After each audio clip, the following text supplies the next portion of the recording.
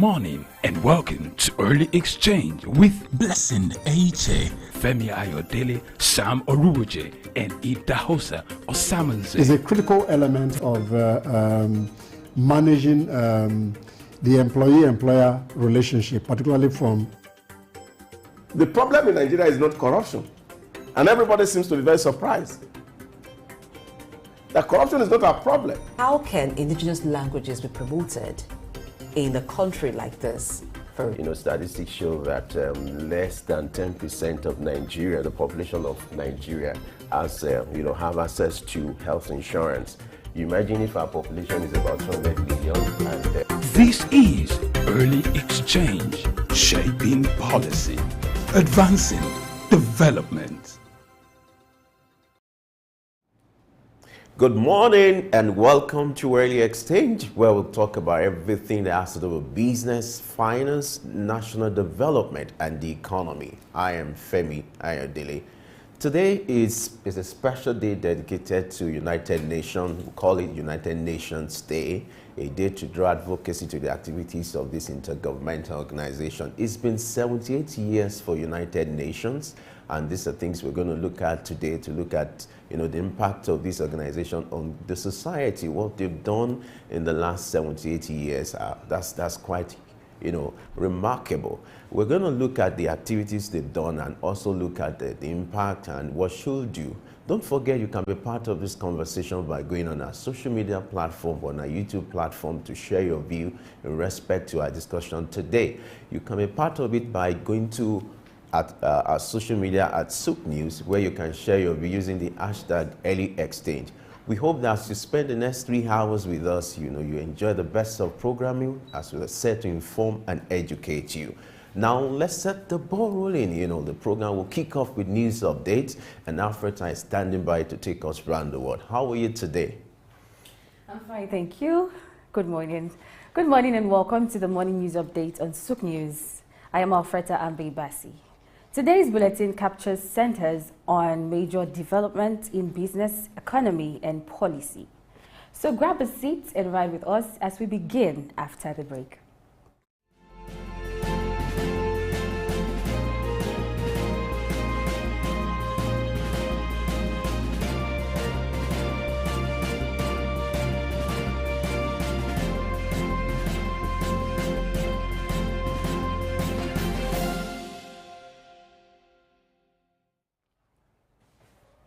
Welcome back.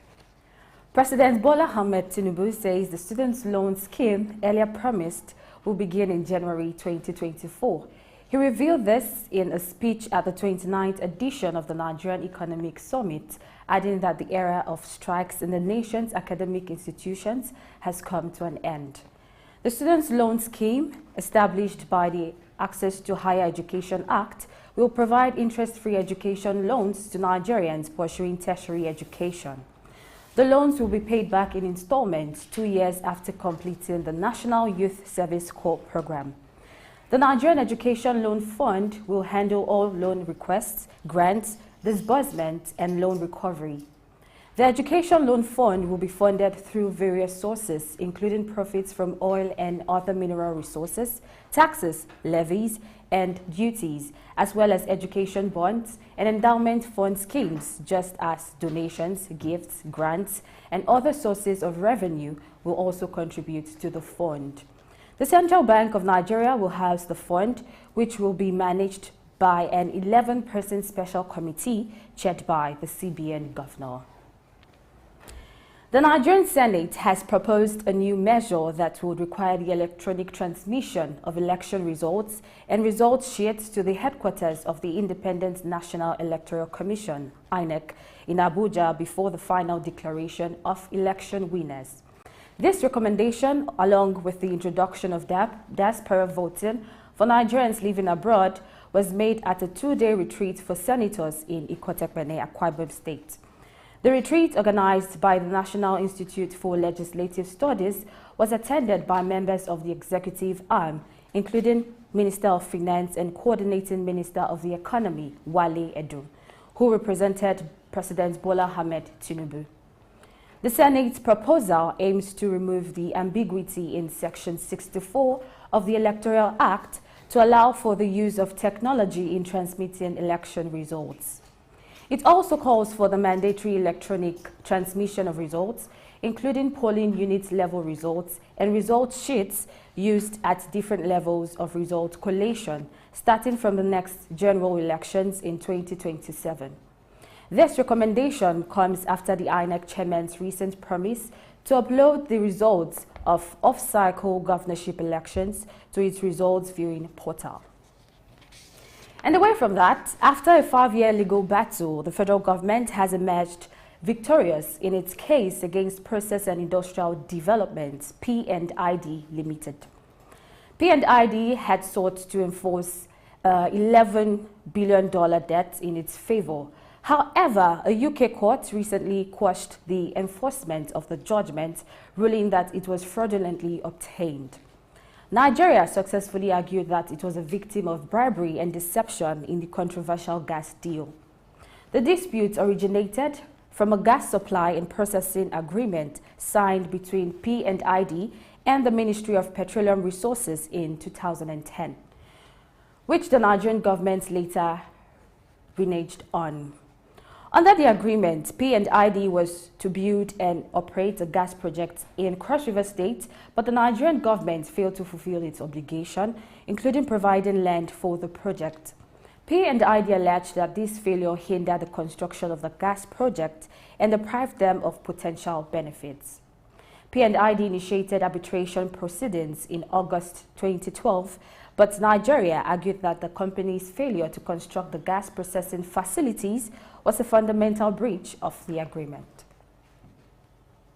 Similarly, President Bola Tinubu has praised the judgment made by Judge Robin Knowles of the Business and Property Court in London, which ruled in favor of the federal government of Nigeria in their case against Process and Industrial Development, P&ID Limited. The judge dismissed the previous $11.5 billion award plus interest that was given to P&ID over a failed gas processing plant deal on the grounds of fraud. The president commended the UK court for prioritizing the merits of the case and stated that this landmark judgment signifies that nations will no longer be held hostage by economic conspiracies and corrupt officials seeking to exploit and indebt their own countries. According to the senior special assistant to the president on media, Ajuri Ngelale, the victory is not only for Nigeria, but for the entire continent and the developing world, which has long been subjected to unjust economic practices and exploitation. Meanwhile, the Nigerian Army has announced the acquisition of electronic warfare capabilities and the convergence of electronic and cyber warfare. The Chief of Army Staff, Lieutenant General Tarid Lagbaja, made this announcement at the opening of the Nigerian Army Cyber Warfare School's cybersecurity workshop. Lagbaja emphasized the importance of cybersecurity and cyber warfare, stating that the Nigerian Army needs expertise and knowledge in integrating cybersecurity into military doctrine and tactics. He highlighted the increasing threats in cyberspace, including attacks on critical infrastructure, and emphasized the need for the Nigerian Army to be prepared for future conflicts in this domain. The commandant of the Nigerian Army Cyber Warfare School, General Abdullahi Ahmed, explained that the school was established to build the capacity of Army personnel to combat cyber threats and protect the Nigerian Army's information and communication systems. Following its consistent positive performance in generating revenue, Ogun State has been ranked as Nigeria's leading internally generated revenue state on Index A1. This was made known in the State of the States 2023 report, which states that the states that rank higher in Index A1 have been able to significantly grow their IGR year-on-year and are progressively reducing their reliance on federal allocations. Ogun, which beats other states to emerge as Nigeria's most improved state on Index A1 with an index point of 0.53, is closely followed by Kaduna, 0.47, Bauchi, 0.41, and Rivers, 0.36 in the latest ranking. Ogun, which had in the last 4 years remained among Nigeria's top 4 IGR states, coming behind Lagos, Rivers and the FCT Abuja, has now taken the lead in the percentage of IGR growth. It's time to take a breather and return with more stories. Stay with us.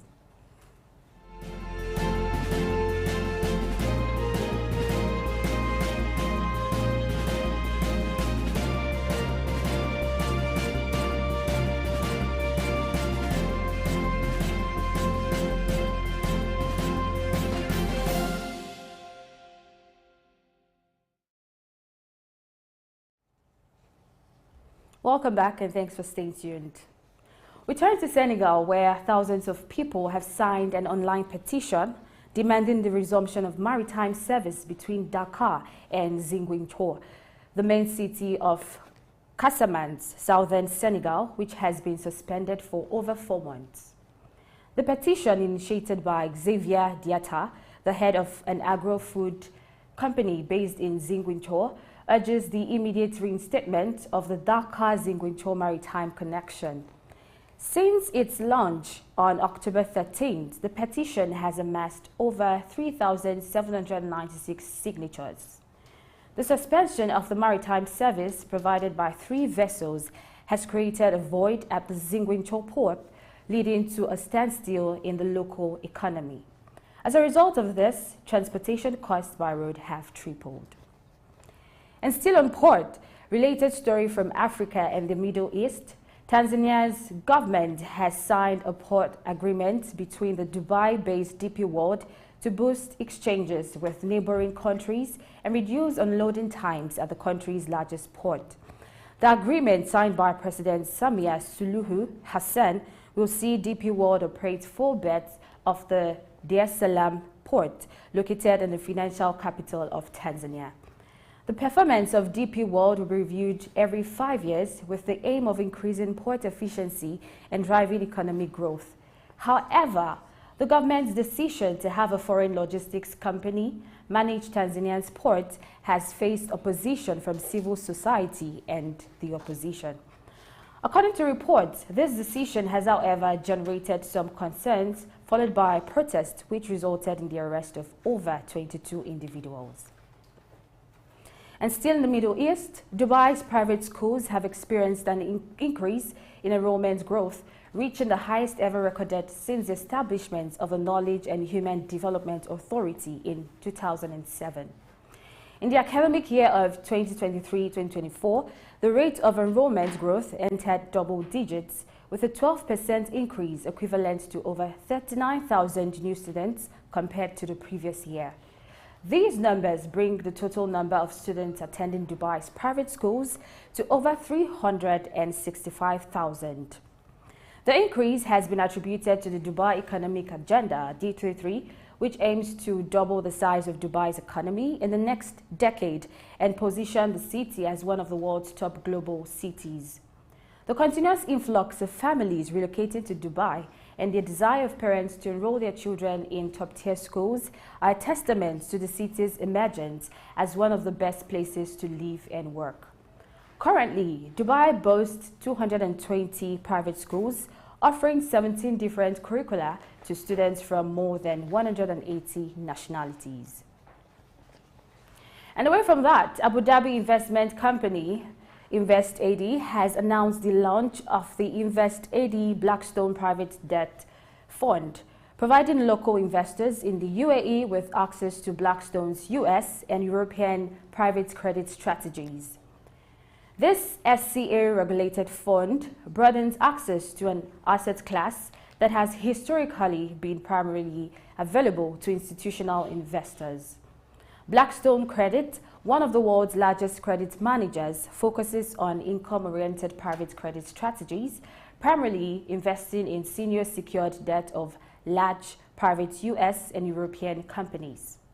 The partnership allows InvestAD to offer its clients access to semi-liquid private credit platforms, providing potential for strong returns as part of investors' portfolios. The InvestAD Blackstone Private Debt Fund is the UAE's first global private credit fund of funds vehicle for professional investors, further expanding the range of investment solutions available to clients. And away from the Middle East, the World Health Organization, WHO, has called on Israel to revoke its order to evacuate hospitals in northern Gaza. WHO spokesperson Tariq Jasarevic expressed concerns for patients who are in critical conditions and cannot be easily moved, such as those on ventilators and newborns on incubators. Jasarevic described the task of relocating these patients as almost impossible and urged Israel to reconsider its decision. Although some medical supplies have been delivered to Gaza via the Rafah border crossing, WHO states that more resources are needed, and additionally trucks already on the Egyptian side pending security guarantees for their transportation. And with that, we call it a wrap on the Morning News Update. I am Alfreda Ambeibasi. Many thanks for watching.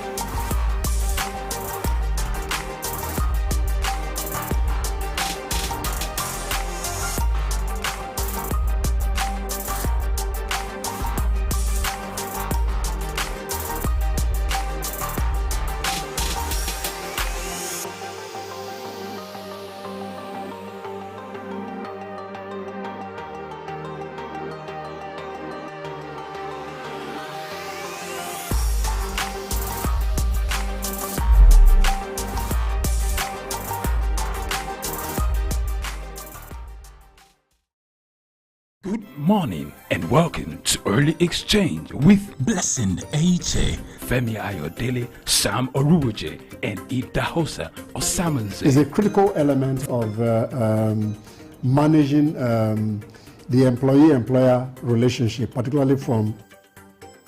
The problem in Nigeria is not corruption, and everybody seems to be very surprised that corruption is not a problem. How can indigenous languages be promoted in a country like this? Statistics show that less than 10% of Nigeria, the population of Nigeria, has, have access to health insurance. You imagine if our population is about 200 million. And This is Early Exchange, shaping policy, advancing development.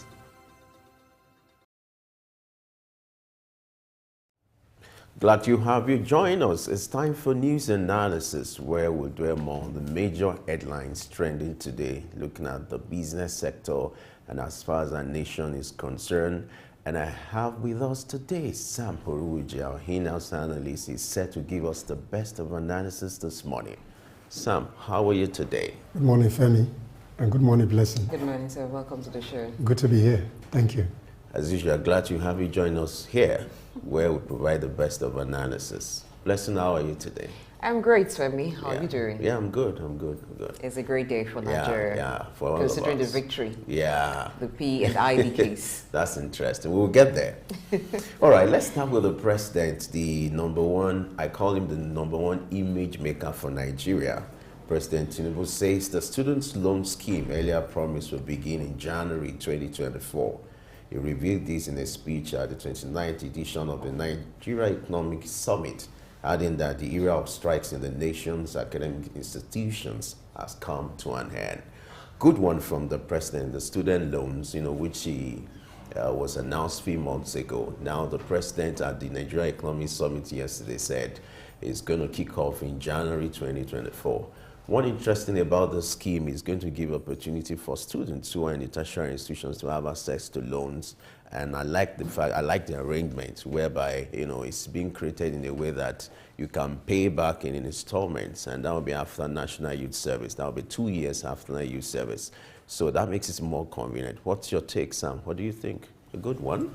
Indeed, yes, good one. But let's see how practicable it is in terms of implementation. I always view some of this policy pronouncement with cautious optimism, but then it's a welcome development.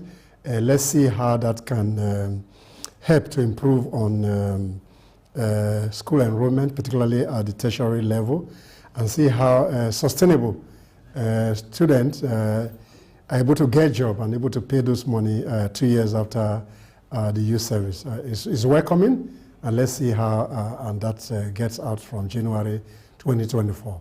But by and large, it's a welcome development.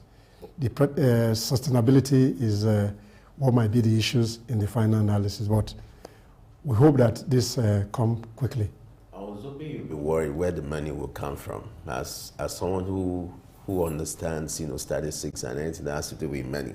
But the answer is the Nigeria Education Loan Fund will handle all loan requests, grants, and disbursement. And according to the president, it will be funded through various sources, including profits from oil, mineral resources, taxes, levies, and duty, as well as educational bonds and endowment funds.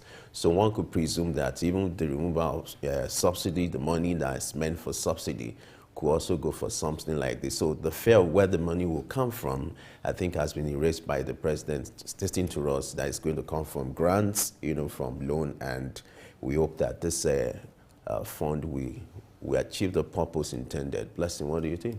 Well, yes, I share that hope. But the question is, what happens when after 2 years the student is unable to repay the loans? Are there measures to ensure that the money is recouped somehow? Because I do not know if there are certain requirements to accessing the loan besides you being a student of any Nigerian university. And if that is the case, it means it is open to all students. So you may have people coming to apply for the loan. So at the first stage now, a lot of applications. So I don't know what criteria will be used to maybe get some people off it to ensure that it's only those who will have challenge paying tuition and perhaps funding for their education that have access to it. But what happens when after 2 years they're unable to pay? Does it mean it becomes bad debt and forgotten? That in that case, the sustainability of it will now be at risk. So that is the problem I have with it. Now, taking funds from profits, crude profits, and all other things, subsidy removal into that.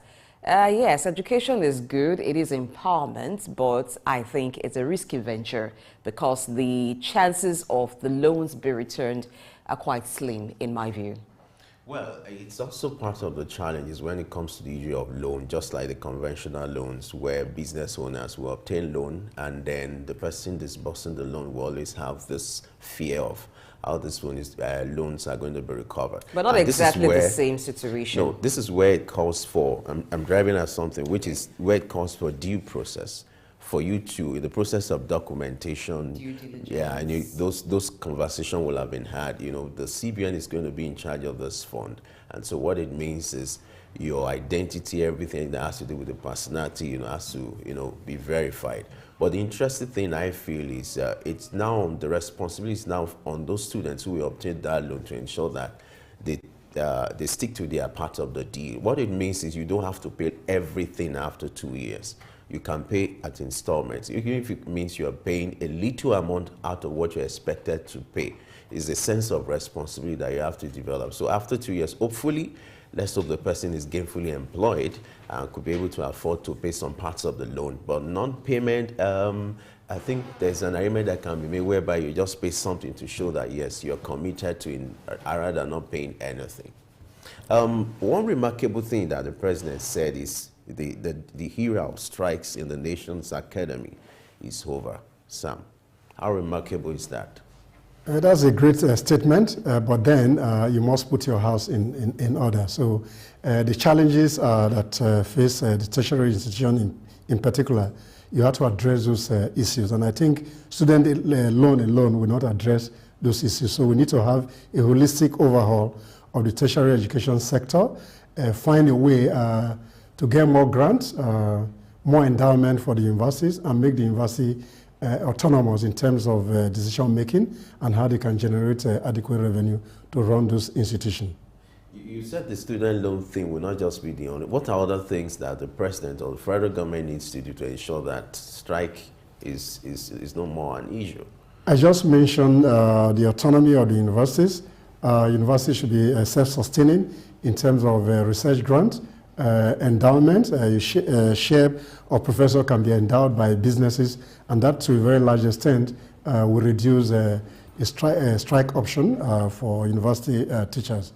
So in that regard, we need to have a review of the education sector in general.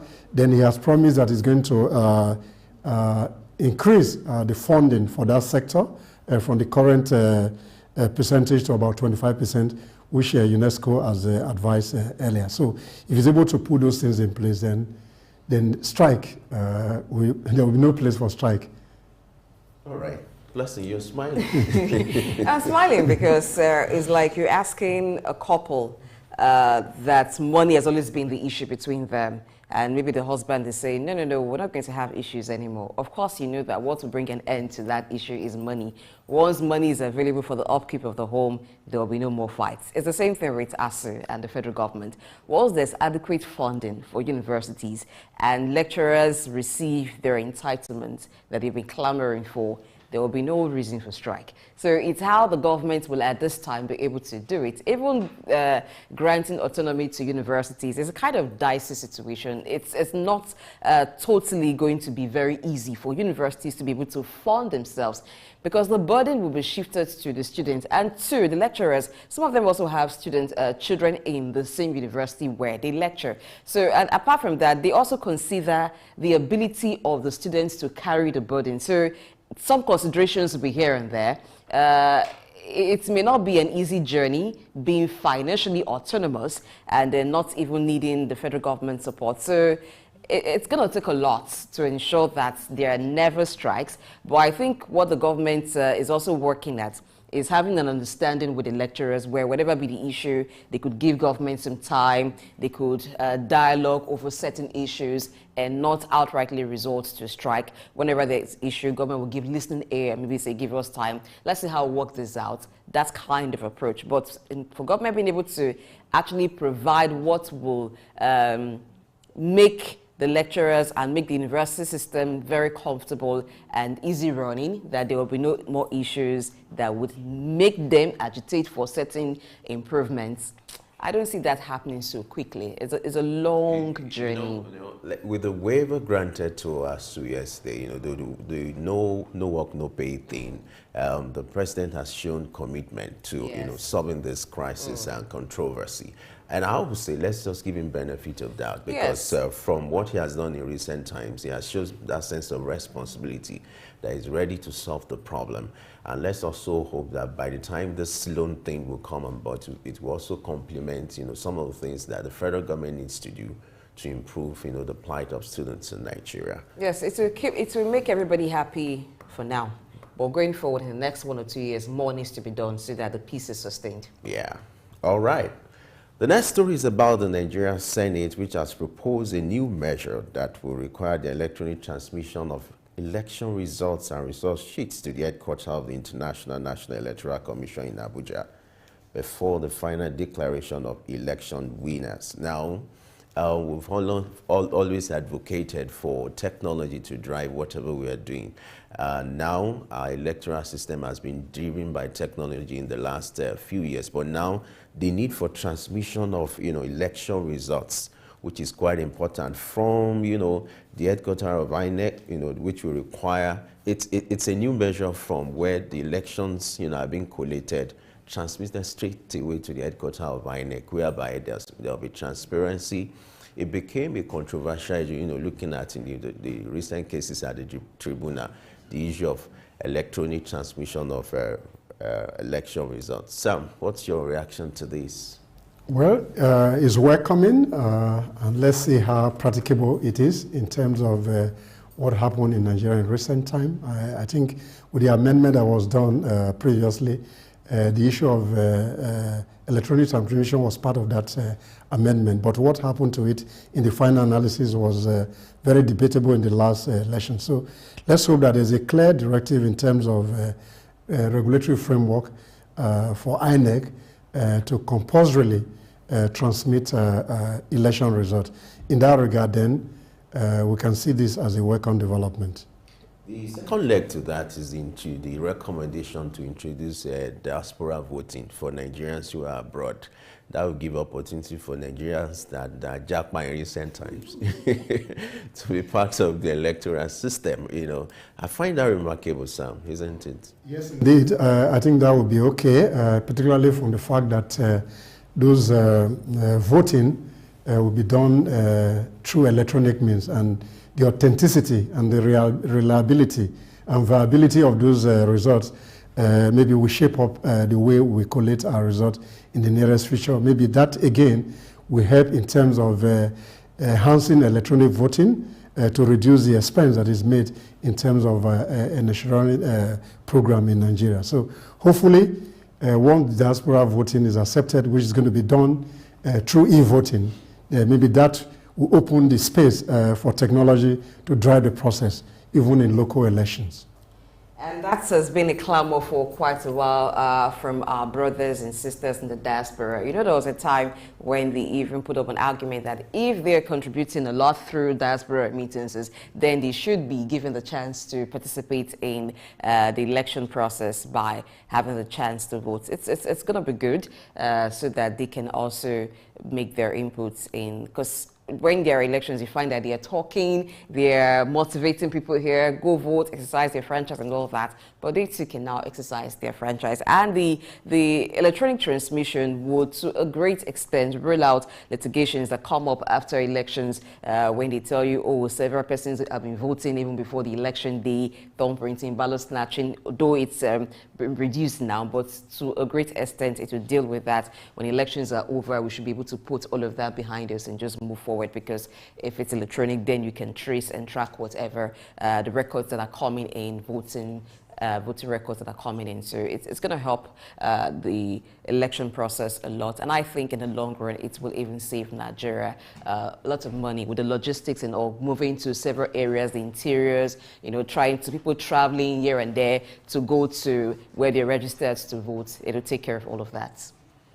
Let's go to the PNID case. It's been a controversial one since 2010. Yes. And now respite has come because, the federal, the court has now issued, has now ruled in favor, the UK court has now ruled in favor of Nigeria. It has been a controversial deal, a gas deal between Ministry of Petroleum Resources and the PNID for over years. The old thing started in 2010, whereby, PNID is seeking, a debt up to like $11 billion. And this time around, the court has ruled in favor of Nigeria. It's been a legal battle for 5 years, and we've been going here, going back and forth. And now, the president has even issued a statement to show his excitement as regards this development. Sam, I'd like to have your take on this. All right. Thank you very much indeed, Femi. Process and Industrial Development Limited, as P&ID, has been in the storm over the years. But what is gratifying to note, and the lesson for us, is that the judicial process has consummated in favor of Nigeria in terms of the final decision. The case was won by Process and Industrial Development Limited initially, and Nigeria went on appeal, and finally there's a ruling in favor of Nigeria. So the lessons here for us, even as a country, is due process. The Economic and Property Court in the UK was able to come through quickly in terms of having judgment. So since we practice the English received law in Nigeria, some of the processes in terms of adjudication of justice must fall in line with what is the practice in the UK. So you have a commercial court, economic and property court, making this decision quickly, and this is in our favor. So therefore, back home, we must equally find a way of trying to unbundle the judicial process so that we can get justice in terms of what we do. So this is celebrated, and for us as well. And on the other hand, even the lawyer that was involved in the process, that was accused of corruption initially, the court equally find him that in the process of the litigation, there was no corrupt charges, and he was professional. So these are core elements that we must take as lessons back home. And since we practice the English received law, we must find a way to unbundle the processes, like I mentioned earlier. With that submission, we have to wrap up now. Thank God the UK court has come to Nigeria's rescue in this quagmire and controversial case. And on that note, we have to call it a wrap on this segment. Sam, thanks for joining us on this segment as usual. My pleasure. All right. We'll take a special report on United Nations because today is United Nations Day, and when we return, we'll kick off a discussion in regard looking at what the United Nations has done in the last 78 years. Stay with us. The United Nations, commonly referred to as UN, is an international non-profit organization formed in 1945 to increase political and economic cooperation among its member countries. Every October 24, the world comes together to celebrate United Nations Day, an occasion dedicated to honoring the achievements and goals of the UN. Over the years, it has played an important role in addressing global issues from humanitarian crisis to climate change. This year, United Nations Day carries special significance as the organization commemorates its 78th anniversary. The theme for this year is recovering better for an equitable and sustainable world. This emphasizes the UN's commitment to addressing the ongoing challenges posed by the COVID-19 pandemic and its dedication to a more equitable and sustainable global future. The pandemic has showcased the importance of the international cooperation, and it continues to work tirelessly to ensure that vaccines, resources, and support reaches every corner of the globe. One of the most significant accomplishments of the UN has been the adoption of the Sustainable Development Goals, SDGs, which provide a roadmap for a more prosperous, just, and sustainable world.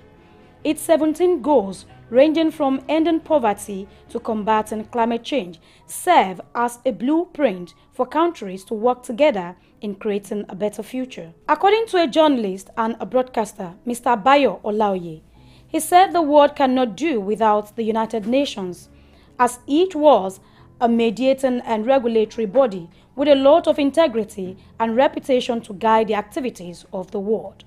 United Nations Day is not just a celebration, but it is a reminder of our shared responsibility to uphold the values of peace, diplomacy, and cooperation. As we commemorate this day, let us renew our commitment to building a world where the principles of the UN, peace, security, human rights, and development are not just aspirations, but daily realities for all people, regardless of where they call home. Grace Komolafe, Souk News.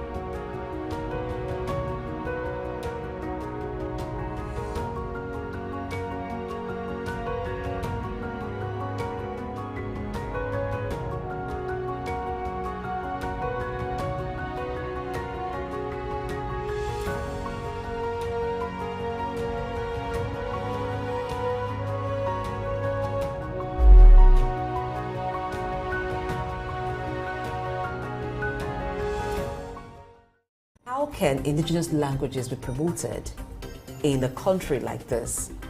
Statistics show that less than 10% of Nigeria, the population of Nigeria, has, have access to health insurance. You imagine if our population is about 200 million and... This is Early Exchange, shaping policy, advancing development. All right, it's still Early Exchange, and our focus today is United Nations, the intergovernmental organization who has been engaging in humanitarian services, has been in position to maintain international peace and security for 78 years. We want to do a spotlight on that organization to see what they've done over the years, the relevance to human society, some of the activities they've embarked on. To shed more light on this, we still have Sam Horuwije with us here on Early Exchange. Sam, glad to bring you back here. My pleasure. I know you've been following the activities of United Nations over the years, and I would like you, to do an assessment. Today is their day dedicated to them. Why is it important to have a special day for, remembrance of the activities of United Nations? And will you say that over the years they've lived up to expectation? Thank you very much, Femi. I think it's important to provide some little historiography of the United Nations. It came into being in 1945, coming out from the San Francisco Conference in California after the Second World War, with about 50 countries sat, and they tried to rationalize that's what you call the Debating Oath settlement and Yalton settlements. They brought 50 countries together to look at the issues that has affected the world all over, particularly with the failure of the League of Nations in 1919 after the First World War. So the United Nations for the past 78 years has been responsible through the UN Charter in promoting global peace and security, and like you mentioned earlier, trying to resolve humanitarian crisis across the globe. In that breadth, they have done particularly very well in terms of sustaining global peace and security. But on the other hand, there have been challenges in terms of how the United Nations has fared in the last 78 years. And there's a debate within the international system that the UN should be reformed further so that they can take the responsibility of global peace and security. These are core issues. There's been call for the Security Council to be enlarged. So these are debates, an ongoing debate. And I think in my personal view, there's a need to reform the UN architecture in line with modern reality. So in reforming the UN architecture, what area would you want to be addressed? Over the years, they've been quite responsible in ensuring global peace and even stepping into conflict zones to ensure that peace is sustained.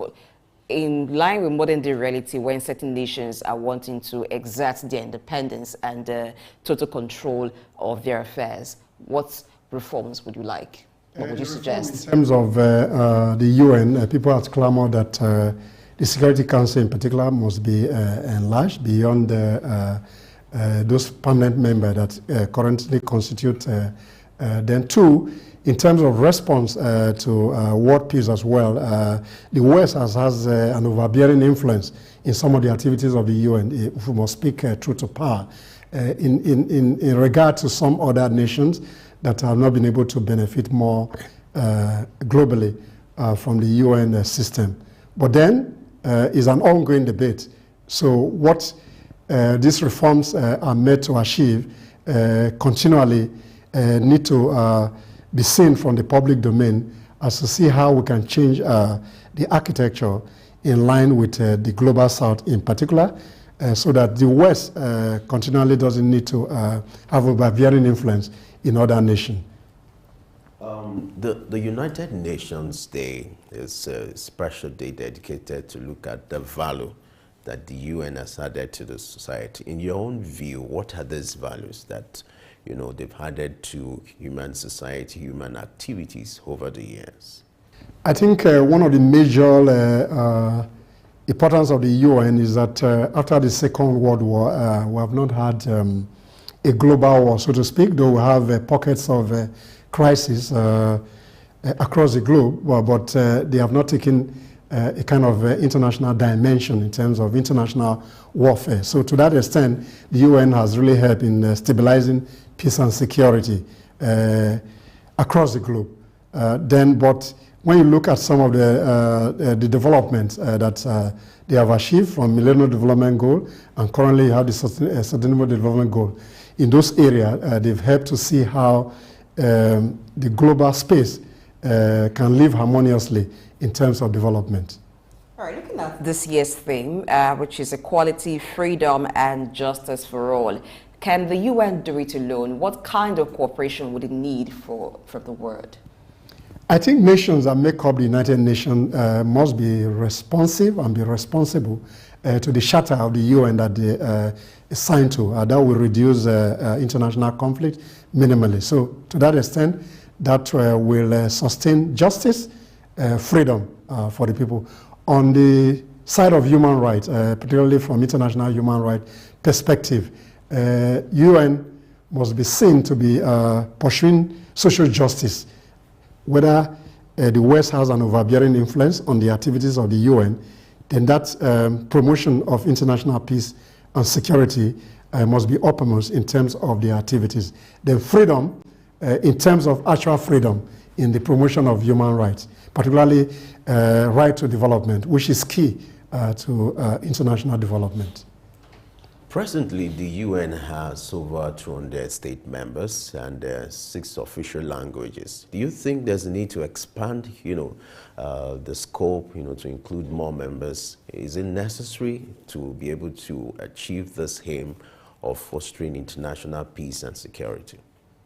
I think the UN has, to a very large extent, in spite of the criticism for reform, has lived into our expectation, particularly in terms of peacekeeping, security, peace in general, humanitarian and development across the globe.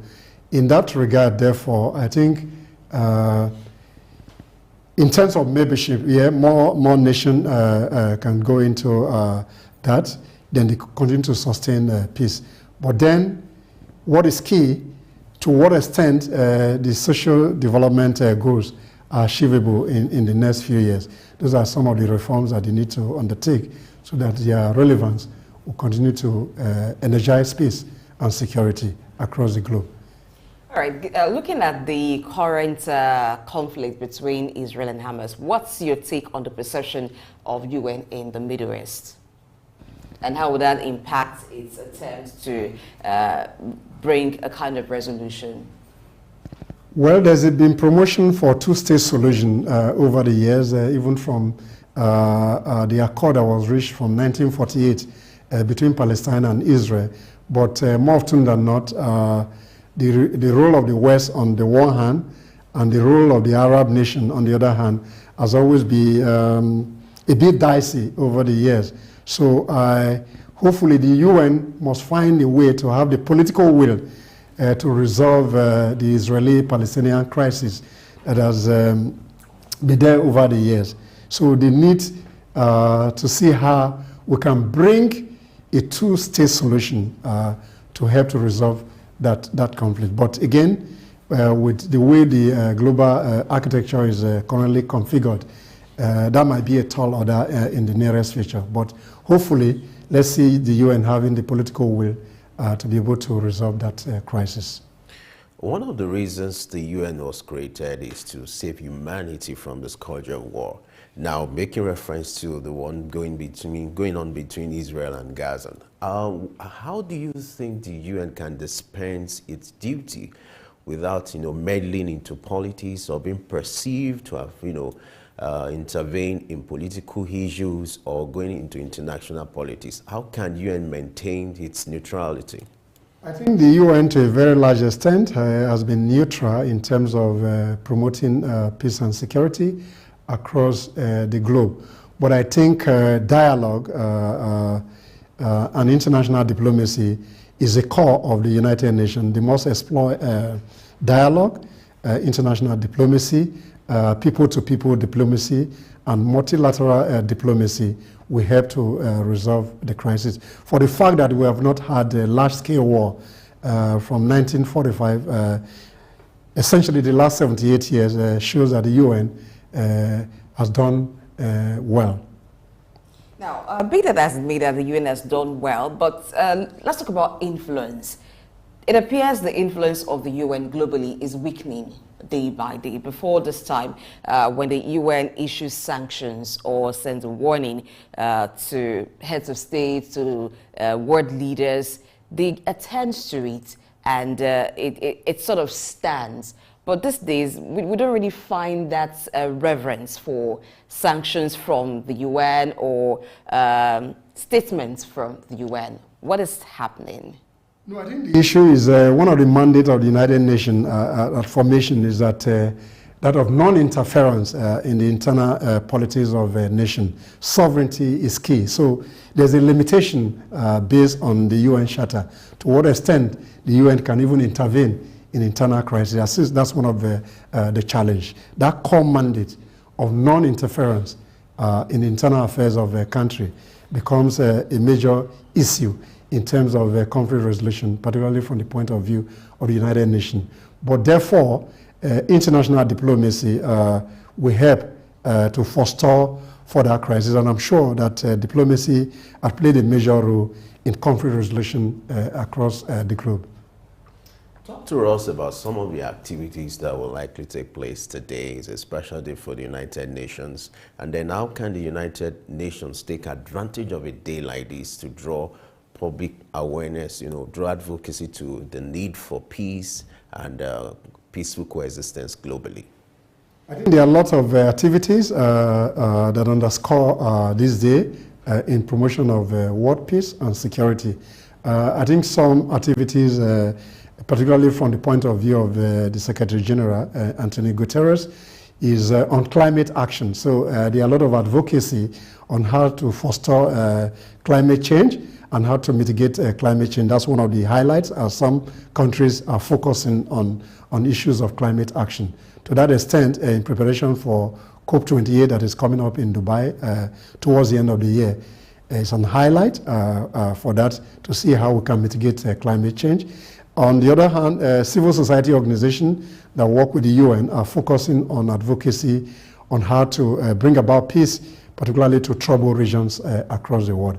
I think a day like this underscore the mandate of the UN in the first instance and their promotion for international security and peace. On the other hand, providing humanitarian assistance, and particularly in the area of sustainable development, which is one of their programs for the next up to 2030, and see how we can see development as a major driver of human progress. Now, the UN also has work that's centered on social development, and to make this happen, they offer grants sometimes and even donations, charity to nations in Africa. But what would you want to see going forward, even as the UN is celebrating 75 years? What would you want to see change in that aspect?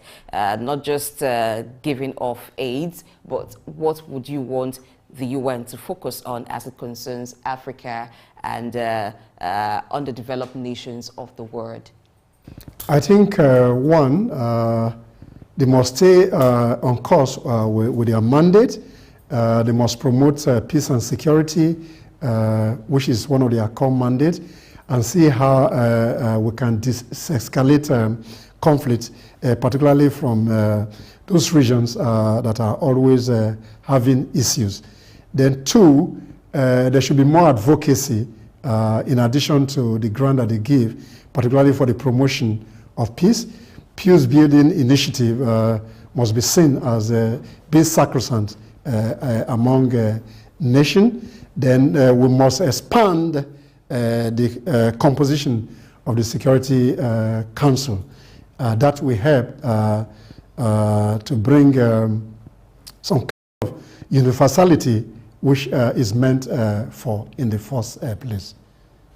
As the celebration takes place globally, members nations, they're expected to also celebrate individually, to look at the activities of United Nations in their respective countries. What do you expect on a day like this that the federal government should do to draw attention to the activities of the UN and then what it stands for, especially when it comes to peace and security? I think the UN have its own activities, and I'm sure that they will be collaborating with government agency, particularly with relevant ministry to promote peace and security. Therefore, what we should do a day like this is to highlight the critical elements of harmonious relationship among people. Peace is very essential, but you cannot get peace without justice. So we need to promote justice and human rights and the rule of law. Once those enablers are given, then you can sustain peace. So in line with that, what kind of action should countries of the world, particularly Nigeria, be taking to support the work ongoing or the work of the UN? The National Orientation Agency, which is an agency of government, must find a way to provide education in terms of peace building. They don't just come during election or when you have crisis. You must have core initiative that drive the process of peace building, peace relationship, then particularly from the point of view of community peace building. Traditional ruler, on the other hand, must sustain peaceful coexistence among communities. To that extent, that will help to sustain the global peace. When there's peace at the community, there will be peace at the state, and there will be peace at a country level, and that will go into the global level as well. Let's look at how challenging has it been for the United Nations to maintain its obligations over the years, and going forward, how challenging it might likely be, looking at the present realities, the war going on between Israel and Gaza. You have a Ukraine invasion and all that, and how challenging is it going to be, looking at the global realities and then the demand to maintain the obligations? No, I think there's a challenge for the fact that you have a changing dynamics in the international affair. There are increasingly climate change action. There's a realignment in terms of global politics. You have issues of some countries not responsive in terms of the way they respond to the call for peace and security in those countries. So the changing dynamics in the global system is a major challenge. You have issue of climate change, I just mentioned earlier. There are internal conflicts and crises. You have issues of global terrorism. You have issues of cyber security. These are challenging moments for the United Nations. But I think within the instruments that they have to operate, I'm sure they will live to their expectation and they will be able to respond to the changing dynamics of global politics. Okay, fine. Let's talk about peacekeeping troops. How much committed are countries in that aspect in providing military personnel support for peacekeeping, the UN peacekeeping troops? I think countries are committed. Maybe the degree of their contribution has reduced. That again has to do with the global financial architecture. Nations are unable to meet up with their obligation. But then, when the need arises, I think in terms of peacekeeping, most countries do provide military and some other support to the United Nations to forestall crisis and conflict in some areas across the globe.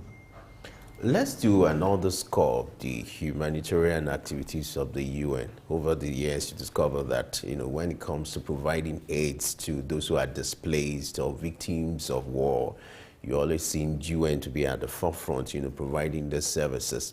How will you underscore, their performance, and then what do you think they need to do more to improve on, their humanitarian services? I think in the first instance, there's a Department for Humanitarian Coordination and Affairs that has been saddled with the responsibility of providing humanitarian access particularly in concert with the Red Cross and the Red Crescent over the years. But what is essential and what the UN continue to do, first and foremost, to provide what they call humanitarian access to troubled region. Where there's conflict, sometimes there's a blockade in terms of getting supplies, particularly medicines and other essential water and sanitation to people in war-torn zones. But then humanitarian access often broker what we call humanitarian access, so they can get medical supplies and food supply. To that extent, they've done well. But then, what we said earlier is to find a way to improve on peace-building mechanisms among states, among communities, to forestall those crises that escalate into warfare among those states. So humanitarian access, then more grants should be made available to the UN so that they can respond to humanitarian crisis and where the need arises. Now, in Nigeria, we may not have much of humanitarian crisis except in some parts of the country where its agency has resorted to situations like that, but it is not a warlike situation. But what can Nigeria learn from the UN in its mode of operation when it comes to providing humanitarian aid where there are natural disasters or some crisis, in providing aid to those affected? What are the experiences, the lessons to learn from the UN? Even when you talk about local conflict, the UN has some role to play. The UN in itself is founded on the foundation of neutrality. To that extent, even some of the humanitarian assistance that you even have in northern Nigeria are brokered by the UN. At the international level, the engagement with the UN by the government must be robust, so that when crises do occur, they are able to use the UN based on its neutrality to resolve and provide humanitarian assistance to crisis zones. One of the obligations, vested on the UN is also to host international court hearings. How much of that have we seen in recent times, and what role do you expect the UN to play more when it comes to hosting international, court hearings, and what interest will it be for them? The International Court of Justice at The Hague is one of the units of the United Nations, and they play a major role in resolving judicial issues, particularly among nation states. And those courts, more in particular, help in resolving issues of international obligations, treaties, conventions. And to that extent, they have done particularly well. There are other new judicial processes like the ICC, International Criminal Court, that has done with issues of war crime, crimes against humanity. Those courts specifically has helped to resolve crisis with the international community. So war crime that have been dealt with, crimes against humanity are equally dealt with by those special courts.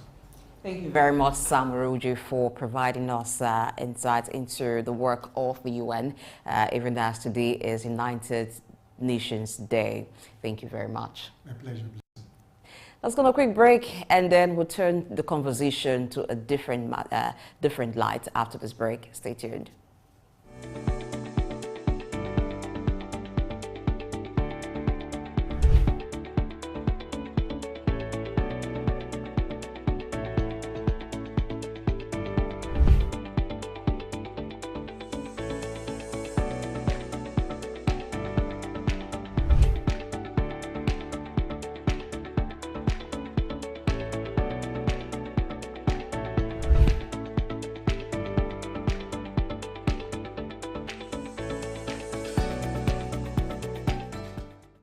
Three Wise Men. Iconic sculptures and statues adorn major metropolitan cities of the world. In Lagos, Nigeria, the statue of three men designed to depict the state's cultural heritage and to usher in visitors and tourists into the ever-accommodating center of excellence is in no doubt an astounding work of art.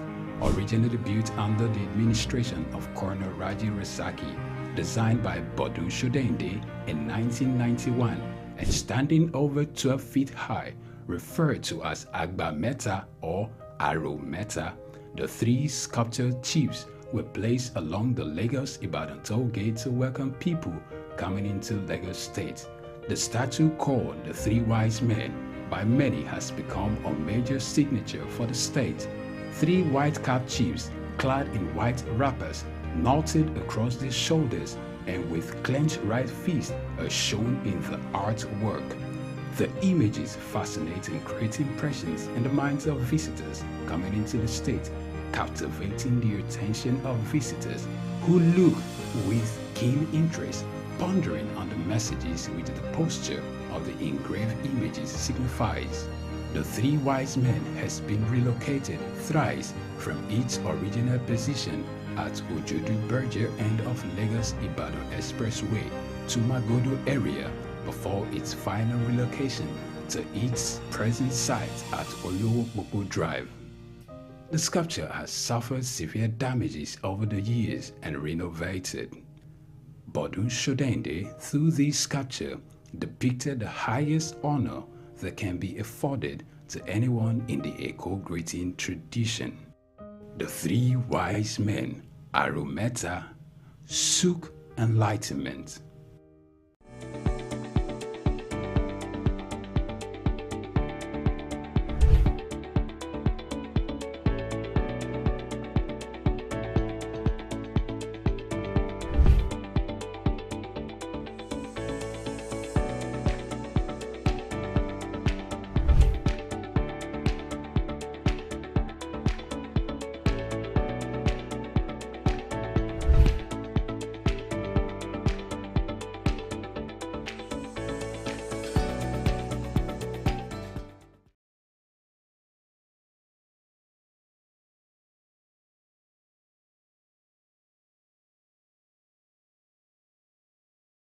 How can indigenous languages be promoted in a country like this? Statistics show that less than 10% of Nigeria, the population of Nigeria, has have access to health insurance. You imagine if our population is about 200 million and This is Early Exchange, shaping policy, advancing development.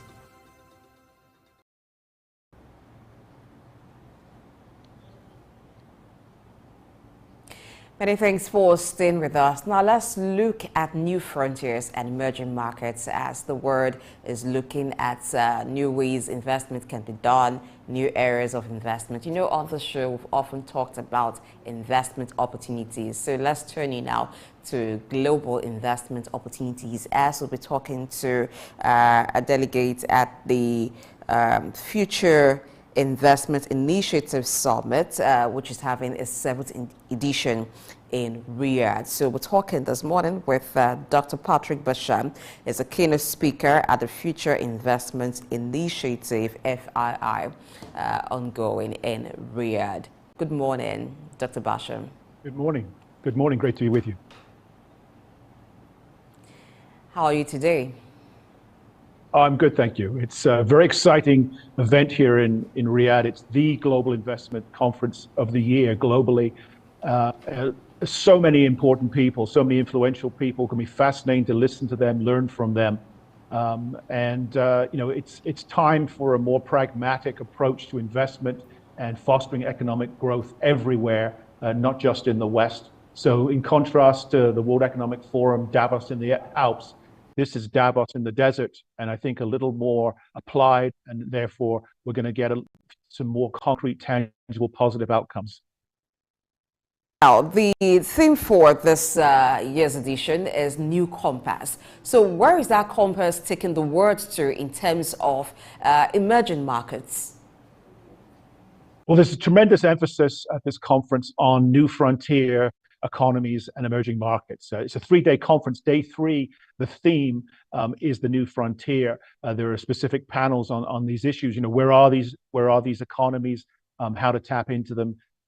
And so what the conference is trying to do is to look at how investment can be better geared and better applied so that it's more so growth is more equally distributed around the world, so that everyone is growing at a higher rate, and that growth is more sustainable, that growth is more inclusive and more equitable. And so whether you're talking about emerging markets, you're talking about Saudi Arabia, where the conference is being held, of course, is a perfect example, but also, China, India, Brazil. What can we learn from these countries, but also how can these countries be better helped further leverage the growth and the advantages and the infrastructure they have built up. And then, of course, the new frontier countries that are sort of pre-emerging market stage, that are heavy on commodities, heavy on manufacturing exports, but lack capital and lack an educated workforce compared to even the emerging markets. Whether Vietnam or Cambodia, for example, what can be done there? And I think the emphasis is very much on technology. The emphasis, so AI, for example, but also green energy. In addition to that, how can creativity and innovation be best harnessed and encouraged and stimulated?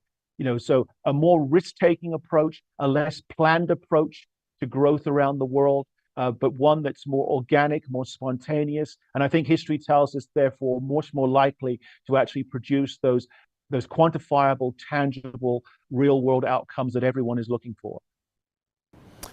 All right. I would like you to talk to us about why international investors are taking interest in new frontier and emerging markets. What are the investment opportunities, and what are in terms of the capital, in terms of the potential? I would like you to talk to us and the need for emerging markets to be a force to reckon with.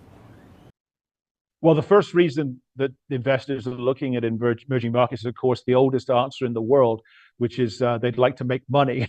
That's the unclever bit. The slightly cleverer bit, part of the answer, is that what's happening now, not just at this conference, but more globally, I think it's fair to say, is that there's a greater concern, perhaps, than there was with the ripples on the pond, positive and negative, the collateral impact. Whether that's environmental or whether it's social or cultural, for example. And so investors at this conference are looking for new or better places, better ways to invest their money, to make profits. But I think they're more concerned about profiteering, not wanting to be part of that. And they're looking for opportunities where they can combine their values with their bottom line need to make a profit. And so whether we're looking at a country like Nigeria, let's say Brazil, India, which is doing so well. Obviously, China is not as hot a market as it was, but there's a lot of reasons why people are remaining there. And as money comes out of America, as Western investors pull out of America for a variety of reasons we may not have time to get into, and as investors generally pull out of the West, they're looking for not just alternative financial alliances, if not systems, to put their funds, but they're looking for specific countries where they think either that money will be safer, less likely to be sanctioned, for example, by government, or with just simply the business opportunities are there. There's sort of untapped potential. And I think that the Saudi Arabias, the Qatars, the Nigerias, the Brazils, the Indias, arguably China, arguably Russia, I would say, are all part of that package of countries that, if they are either getting a second look or deserve one. And then you have these new frontier countries and pre-emerging markets I was touching on, such as in Asia, for example, but not exclusively in Asia, some also in Africa, where there are more commodity manufacturing-based opportunities.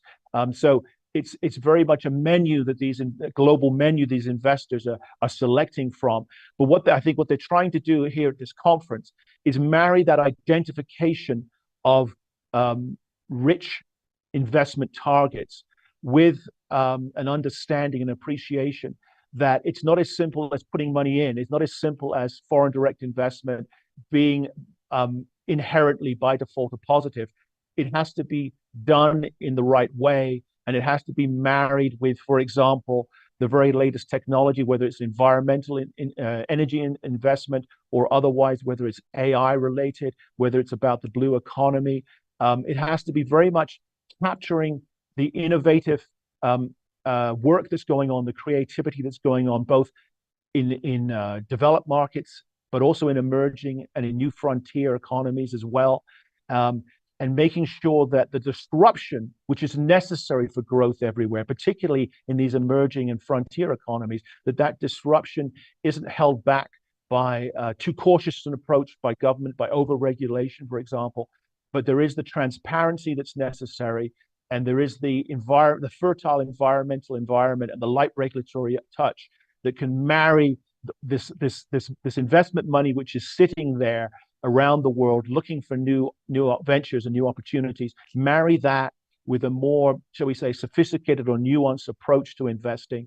And the sense is, and I think recent history bears this out, the sense is that if that synthesis takes place, if those factors dovetail together, then it's going to be a win-win, not just for the investors, but as importantly, arguably more importantly, for those emerging markets and those frontier economies themselves.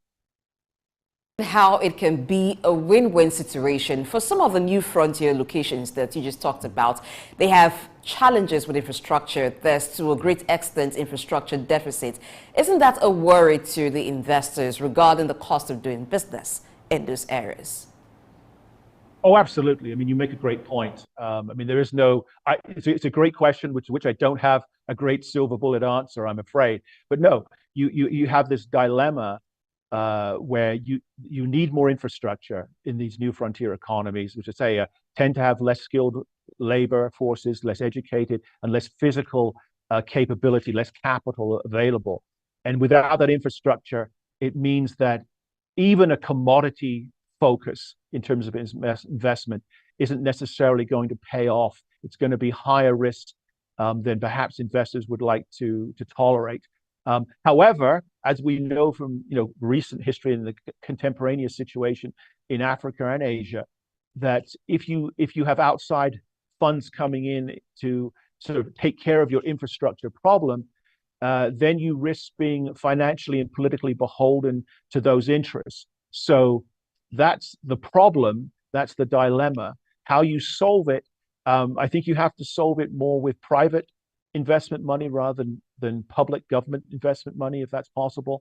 It's public-private partnerships in terms of the public side being the recipient economy of the infrastructure funds and the private investors. I think that's less likely to have the difficult political and geopolitical consequences that we're seeing. But you're absolutely right. The new frontier economies, they're in that classification because they have all kinds of issues that they have not yet been in a financial economic position to overcome, which is why they are ripe for investment, need investment, but are high risk, high reward markets. And it's going to take some nuance and sophisticated thinking on both sides of the exchange for that to make a difference in a net positive way. And that's why the inclusiveness that a conference such as this is stressing, I think, is really important. And the consensus-driven investing, a recognition belatedly in you might say in economic historical terms, that all stakeholders, not just those holding the funds, holding the capital, but all stakeholders, those on the recipient side as well, and not just recipient governments stakeholders, but also the people for whom these investments domestically are, after all, intended to benefit directly and indirectly. Everybody needs a voice. Everybody needs a seat at the table. Now, that's easier to say than it is to achieve, but I think that's the goal of a conference like this, and it should be the goal of any new investment, any infrastructure centered investment package that's going to New Frontier Economy X or New Frontier Economy Y. All right, let's look at the various factors or parameters or economic indices that determine if a particular country, it's a frontier or an emerging market. Talk to us about some of these economic indices and these parameters. Well, with emerging markets, the way that the World Bank or the IMF tends to classify, or the leading academic researchers classify, with an emerging market, it's a market that has many features of a fully developed economy, but not all of them, right? So, I mean, and it's an economy that generally has been growing or has the potential to grow at a very high rate for some time. And so this is why, most famously or infamously, you look at the BRICS countries. And so when 15 or so years ago, this classification came along, you had the Brazils and the Russias and the Indias and the Chinas and the South Africas growing at a very high rate, having far more educated workforces than in the past, being able to attract much higher levels of capital than in the past, and developing, it's all relative, but comparatively more transparent, more open government systems of governance in terms of how business is regulated, how the legal system interacts and is interwoven with the business community and the regulation of it, and all of that. And so those countries, Saudi Arabia, Qatar, Emirates, the BRICS countries, Nigeria would be the best, I think, African example. They are countries which have, in economic terms, made tremendous progress over the last generation, albeit limited and unsatisfactory in various ways politically and in a political sense in terms of where all the wealth may have found its final resting place and all of that. But countries that are clearly in a very different economic position than they were even a decade ago, but certainly 20 or 30 years ago, unrecognizable from a generation ago. And so they are, if trends were to be maintained, which of course they never are day by day, in a perfect sense, they would be on their way to becoming fully developed economies, you might say first world economies. Then you have your new frontier economies, which are sometimes classified as pre-emerging markets. And they are in a position which is somewhere between those least developed countries, the poorest countries in the world, countries with the least at this point to offer in terms of either resources or the ability to do something with those resources, the least skilled workforces, the least amount of capital attracted to them. Between those and between those emerging markets I've just characterized. So the main features of a new frontier economy is you're going to see a very resource-rich country. So commodities are the obvious export, the obvious means of making money beyond the borders or the shores of that given new frontier economy. It tends to lead fairly quickly to manufacturing focus, manufacturing exports. So that's sort of the plus side. The downside or the challenge for those new frontier economies is they very much lack capital investment. They tend to lack a skilled and educated workforce, and their politics tend to be, very bumpy, right? So it can be ill-defined, can be a not a sort of necessarily a stable political environment, which means that in terms of regulation, there may be little or no regulation of business and the economy, or it may be so politically driven that it's over-regulated in all kinds of weird and wonderful and potentially coercive ways. So emerging markets, their politics are imperfect too, but they tend to be much more stable than these new frontier economies. And so the challenge in both cases is how do these economies, either in the case of emerging markets, attract more and better foreign direct investment, or in the case of new frontier economies, how do they often for the first time attract those kinds of funds that can actually over a period make a serious difference in terms of the standard of living of the people in those countries. Okay, let's look at how the frontier nations themselves can benefit from this influx of investors into their region. You talked about commodity markets, looking at countries with high resources. How can they ensure it's not like the old situation where it's an exploitative relationship, people coming in to exploit your resources? Yeah, that's the challenge, isn't it? And it's what complicates this even more is that that when you're commodity heavy, your economy is very dependent on any affected massively by any fluctuation in those commodity prices and any fluctuation in currency prices. So there's that's working against those new frontier economies to begin with. I think in terms of answering your question about how do we protect those economies, it's about what's going on domestically. And it's about pressure from the outside, but there's only so much that can be done from the outside, because what needs to happen internally is it can't be a situation that there is one recipient of those funds or those what eventually those profits, whether it's the public or private, whether it's the government or whether it's a single private sector actor. It can't be a case where someone is basically able to gain and then hoard those resources. And as a consequence, there's no net benefit to the wider economy and to the wider population. It has to be a case where everyone, directly or indirectly, has a buy-in. And so whether it's the people working there have some literal sense of ownership of the company that they're working for, whether some of the profits are mandated that they go into improving education, improving healthcare, improving the environment, all these things that will over time create a more sophisticated, skilled, and better educated workforce, which will then in turn attract even more capital and allow that economy to move from its pre-emerging market stage and state to become an actual emerging market. So no easy answers, but it's about what happens inside, which you might say is an easy answer because it doesn't allow for the fact that this is very difficult, and a lot of this would have happened already if it was easy, which it isn't. But we know from history these things are almost impossible to externally impose, even with the best of intentions. So we have to be careful of two things. One, as you suggest from your question, the notion that we just once again have these exploitative external relationships where in the West, for example, we want those resources. We either grab them or make some very murky deal with the government or one private stakeholder, and most people don't benefit. Or with the best of intentions from the externally, particularly from the Western perspective, we decide that we can intervene and interfere because we know what's best for that country and we know how it should be run. And I think history tells us, political and economic history, they both tell us that the West tends to get that wrong more often than it gets it right.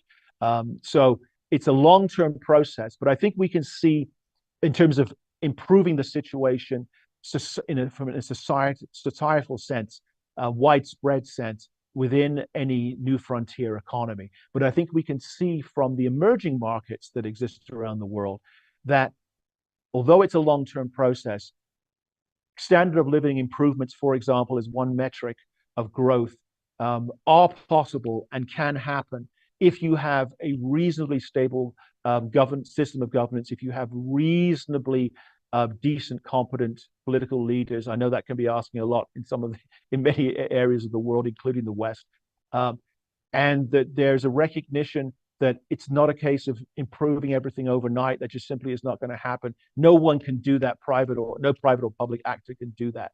So it's a question of patience, but patience with a keen eye on what is actually going on, and not assuming that just because a huge dollop of investment, external funds have come into a new frontier economy, that everything will suddenly be much better. Because although it has the potential to be much better over time, it is not a silver bullet in the very short term. All right. Africa is being perceived as the new frontier when it comes to emerging markets. What are the peculiarities about this continent? You talked about Nigeria earlier. What are the market trends and investment opportunities that an investor can take advantage of or should watch out for?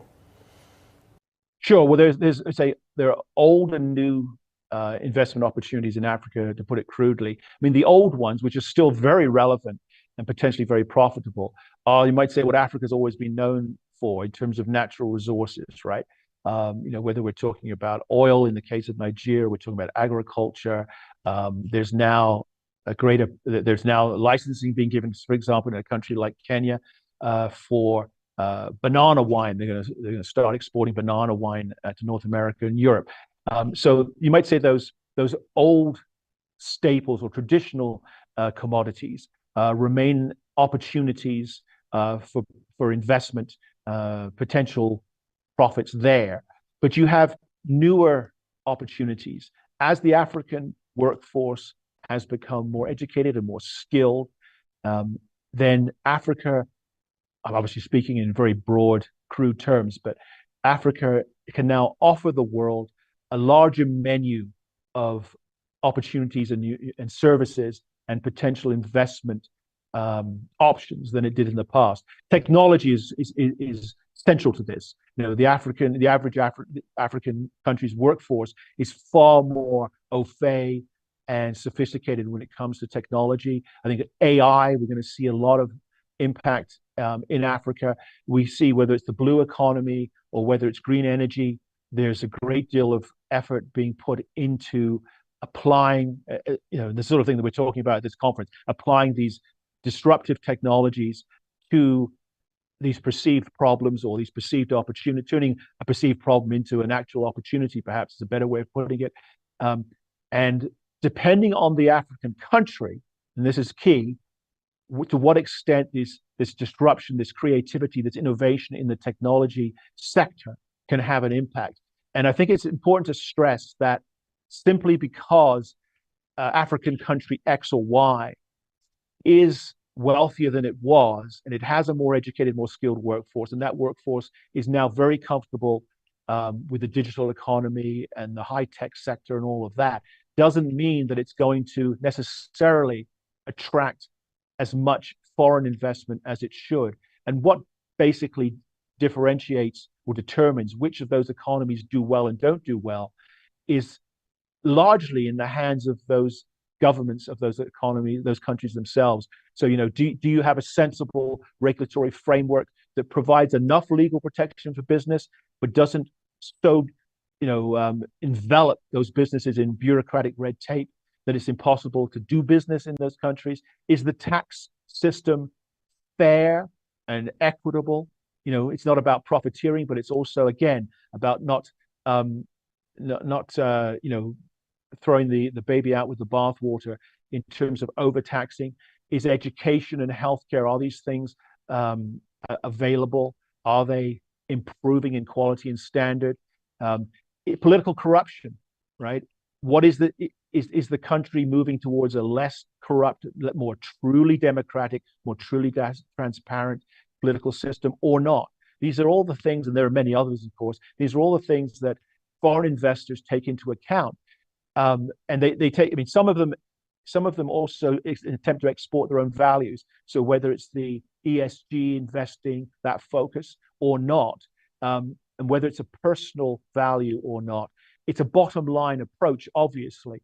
And therefore, countries that want to, in Africa, who want to take advantage of their generally improving situation, they need to look at themselves in the mirror and say, how do we make ourselves more attractive? And I think that the good news here is that the things you need to do as African country X or Y to make yourself more attractive to foreign investment are also the things that are actually going to make your own economy run better and are going to improve the lives of your own people. Like I say, education, healthcare, a better, more sustainable environmental regime. These are things that are necessary anyway. So again, the potential for a win-win, but both investors and the domestic African governments and populations have to have their eyes and ears open and their wits about them, because, as we've already discussed this morning, history tells us that there will be opportunities, but some of those opportunities will be exploited. All right, thank you very much, Dr. Basham. We're not done talking about the FII summit. We're going to a quick break and we'll talk some more. Please stay with us.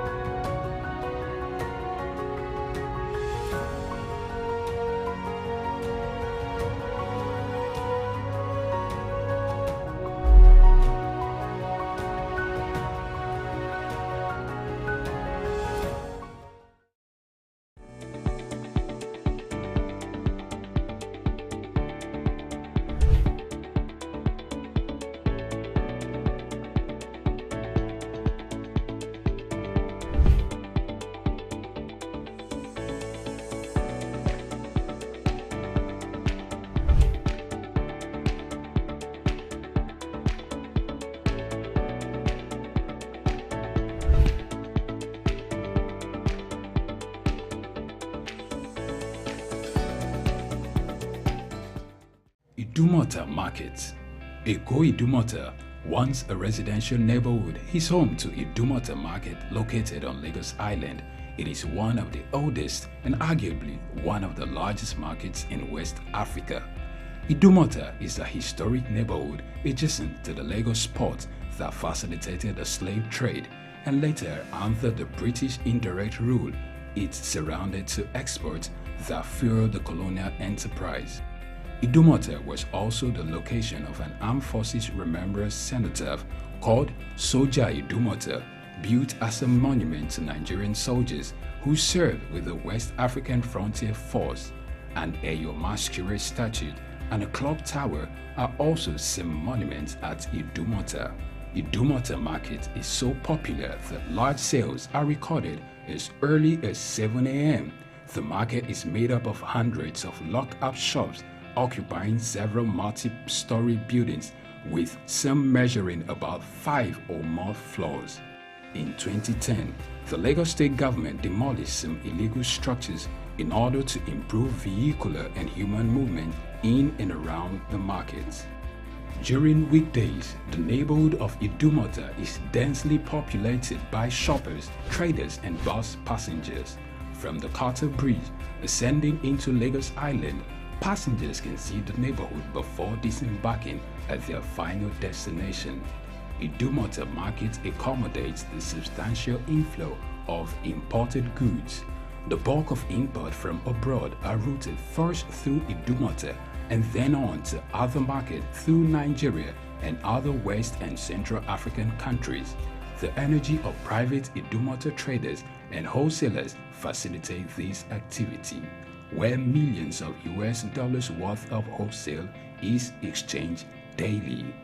Idumota Market, Souk Enlightenment.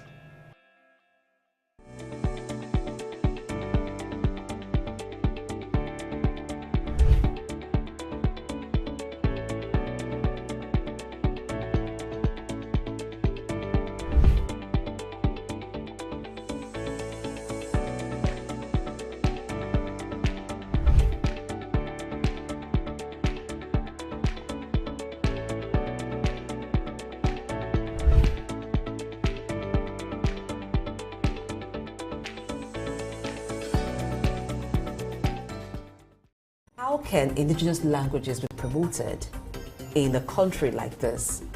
Statistics show that less than 10% of Nigeria, the population of Nigeria, has, have access to health insurance.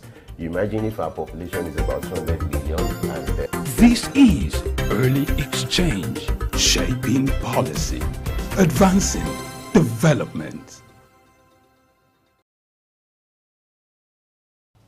Many thanks for staying with us in Early Exchange. We've been talking with Dr. Patrick Basham, who's a keynote speaker at the Future Investment Initiative FII Summit ongoing in Riyadh. It's the 7th edition, and this year's edition looks at a new compass. It looks at new frontiers also and emerging markets, and that Dr. Basham has been talking to us extensively about how the new markets, the new frontiers are identified and why investors are trooping over to the new frontiers. Now, Femi, before we bring back Dr. Basham, he's talked about the roles of these nations, the leaders there, to ensure that the domestic policy, the things, there are things on board or already in line to ensure that they reap the gains from this kind of investments. When you have lots of investors trooping into your country, like a country like Nigeria, what should be done as a matter of policy to ensure that the full benefits of this are reaped? The first thing is we have to look at our legal framework. For an investor to take interest in a particular country, you must ensure that your investment is going to be protected. And when you look at the legal framework, looking at the business environment, the legal framework supporting business operations in those countries is one of those things that investors will look after. And interestingly, like he concluded that Africa is being regarded as the frontier when it comes to emerging markets. If you look at these emerging markets or the frontiers, you look at the peculiarities in terms of political instability. They have their own challenges. In fact, in spite of these challenges, investors or international investors are taking interest in these new frontiers because of the vast opportunities. You know, looking at a country like Nigeria, talk about oil, talk about petroleum, talk about energy resources, talk about, you know, mineral resources, talk about the people, you know, and in spite of the challenges, you know, because the investors are looking at the risk, but, you know, somehow the gain outweighs the risk. And so in spite of the risk, they are taking, you know, they are seeing Africa as the new haven for investment because of the huge resources that are available. So for a country like Nigeria to give that, you know, confidence, the issue of insecurity, issue of political instability has to be looked into, because these are things that investors will watch out for. You must be rest assured that when you invest your money, it is safe. A good example is, if you look at the petroleum sector, you have the PI, you know, the Petroleum Industry Act, which the former president signed into law, which is one of the critical things that will attract international investors, creating like a kind of legal framework for that kind of sector, creating transparency. So these are things that country needs to put in place to ensure that you attract investors, you know, to protect their investment, and to also ensure that they can also repatriate their funds without any issues, no legal issue. These are critical things. And then one of the things he talked about, you know, is a disruption taking place in the global market. When you look at the emerging markets, they seem to have the dominance because of the level of resources, because of the level of how huge their economic and growth and development has been over the years.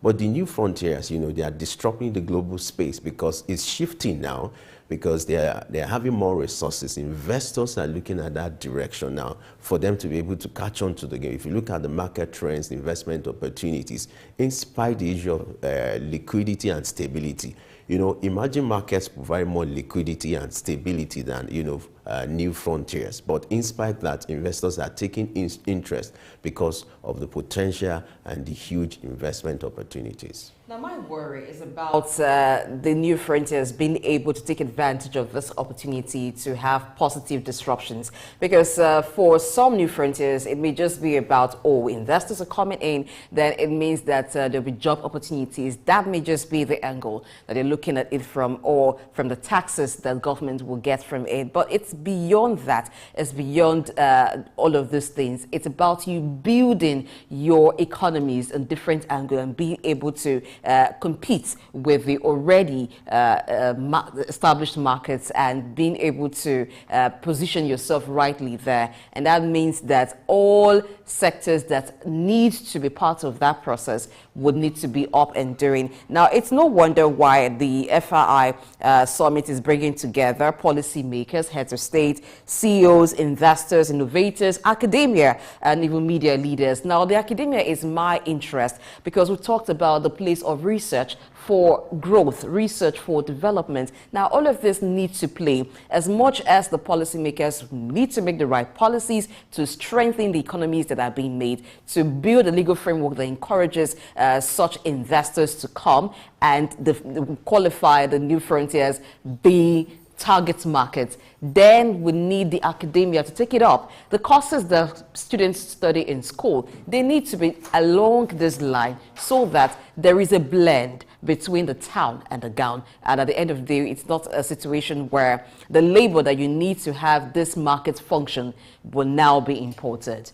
You know, it's very critical at a kind of conference like this, an opportunity for all the stakeholders to come together, whether academic, those who are in the academic world, those who are investors, local, international investors, researchers, even the media and organizations. It's very critical because when it comes to the global space, you know, all the stakeholders need to come to the table to see how they can take advantage of the market trends. In fact, it is through this kind of forum that you get to understand the peculiarity of these emerging markets, you know, the investment opportunities, how you can take advantage of, even as an investor, apart from being, you know, a member of the organization. So this kind of forum provides opportunity for investors globally to rub minds together to see what they need to do. And one critical thing is, the disruption that is taking place in the global space is the fact that it's changing the world order, whereby you see the new frontiers,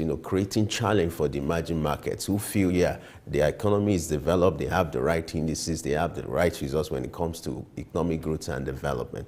But now this disruption will make them to sit up and say, hey, we need to do more. So this kind of investment opportunity or this kind of training provides the opportunity for even emerging markets to understand the trends, the peculiarities that they can take advantage of. And for me, it is critical for anyone who thinks he wants to play in the global space. And I think that a summit like this is also an opportunity for investors to meet themselves. You can have mergers forming at a place like this because you have those from Silicon Valley in attendance, you have those from Wall Street in attendance, and the BRIC nations and all other top economic powers being there. So it's a wonderful one. It's going to afford investors a chance to form some very good alliances. And thankfully, we have Sam Oroji joining us again on the discussion looking at this. I know that it's going to be a win, or it looks like a win for the new frontiers, but it also looks like there's a political side to this.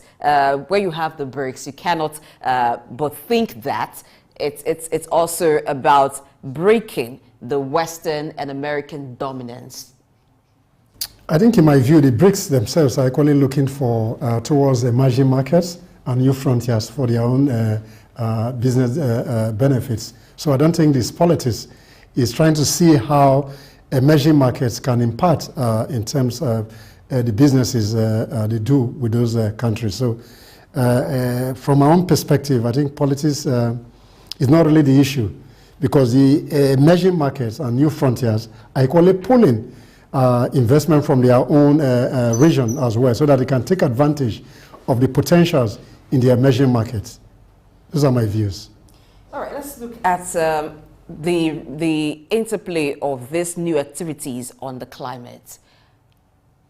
The activities that will encourage exploration, because we're talking about the commodity market and considering destinations that are high in resources, there may be some environmental impact. So what's the balance, or how do we ensure a balance when it comes to protecting the environment, being aware of the effects of climate change? Okay, for business sustainability, there's a need to do environmental impact assessment, and some of those companies coming to the emerging markets must find a way to see how sustainable their business will be, and so that they can impact the environment positively. So they need to do impact assessment to the extent that they can mitigate climate change as well. So emerging markets must equally take advantage of these new investment portfolios that this summit offer, particularly to Africa, and in this case, Nigeria in particular. Okay, let's look at how Nigeria can take advantage, because Africa has been perceived as the new frontier when it comes to emerging markets. We are taking the lead. The interest now for international investors is Africa. And when you talk about Africa, Nigeria is of interest as the giant of Africa. So how can Nigeria take advantage of this kind of interest from international investors to be able to achieve economic growth and development, even when it comes to FDI, foreign direct investment, to boost it in terms of revenue? For strategic business partnership, I think key for Nigeria is ease of doing business. The country must find a way to provide a favorable environment for investment to thrive. Issues of multiple taxation, issues of security must be tackled so that you can pull in investment, particularly from the BRICS nation that have interest in trying to move into new frontiers. Now look at cryptocurrency, because Dr. Bashir was talking about technology, which is one of the business trends in the emerging markets, and which they're also bringing into new frontiers. In a country like Nigeria, it has been downplayed, and there's been some attempts to kind of regulate the activities of people using cryptocurrencies. But this is a global business trend. How do we take advantage of this? I think the central bank must look at these issues again and see how we can take advantage of the new dynamics in the financial market, particularly new frontiers and emerging market, so that we can take due advantage. Technology is a driver of new investment, so we must exploit technology, cryptocurrencies, in a way that it benefits the country. All right, conferences like this or summits like this have been held before globally. They've been held at different points, even the Davos conference. There are yearly conferences that are held there, but particularly the one that deals with technology and innovation. From your view of the FRI summit, what do you think is different about this compared to the Davos conference on technology and innovation and other conferences that have been held globally? I think in my view, I think this is just a mini Davos that is targeting the Arab nation and Africa in particular, to see how they can signpost the business opportunity that exists in this sector. So this kind of conference bring investors, government, and other key strategic stakeholders to take advantage of those opportunities that exist in new markets or new frontiers or emerging markets. To that extent, I think conferences like this bring government and investors together and see how they can exploit those opportunities that exist in these new markets. All right, good to know that Dr. Patrick Basham is back with us. So let's find out from him what the FRI summit will be doing differently from other conferences that we've had. I just talked about the Davos conference, that there are other kinds of conferences, summits that have been held globally looking at new economic order, particularly the Davos conference on innovation and technology. So how is the FII different from this, and what's going to achieve differently from the Davos conference? The easiest part of the answer is what is different. The FII, unlike Davos and the World Economic Forum, which is still, although it has global pretensions, is still very sort of Western facing. It's very much about people in the West talking to other people in the West and telling the rest of the world what they should and shouldn't do and how they should and shouldn't do it. The Future Investment Initiative here in Riyadh, it looks, feels, and really is a truly global conference. So the 6,000 delegates, the 500 speakers, they are literally from everywhere. So there's massive Asian participation. There's massive Latin American participation. There's very significant African participation. Later today, the Kenyan president, Dr. Ruto is giving a major keynote address on the climate change issue. The global south is massively represented. The BRICS countries are massively represented. And it's not simply a case of, well, they have their position in this on the secondary stage for a little while. We can tick that box and say that we had those people here. They are center stage. They are as much a part of this conference as anybody else. So it's not about Arabs talking to Arabs. It's about everyone talking, hopefully, to everyone else. That's the focus in terms of what it is, in terms of what it's trying to achieve. And that, of course, is the harder part of the answer, because we can't know at this point how much achievement there will be. But I think there's the potential, because what it's trying to do, or how it's trying to do it, is to, rather than in a Davos way, pronounce what must happen, have it all planned out to the last detail about what mandates, what taxation, what coercive planning devices and instruments should be implemented on a global basis. At the Future Investment Initiative, they're saying what tangible, pragmatic, real-world steps can be identified and encouraged as things that do make a difference in economies everywhere, but especially in emerging markets and in new frontier economies, right?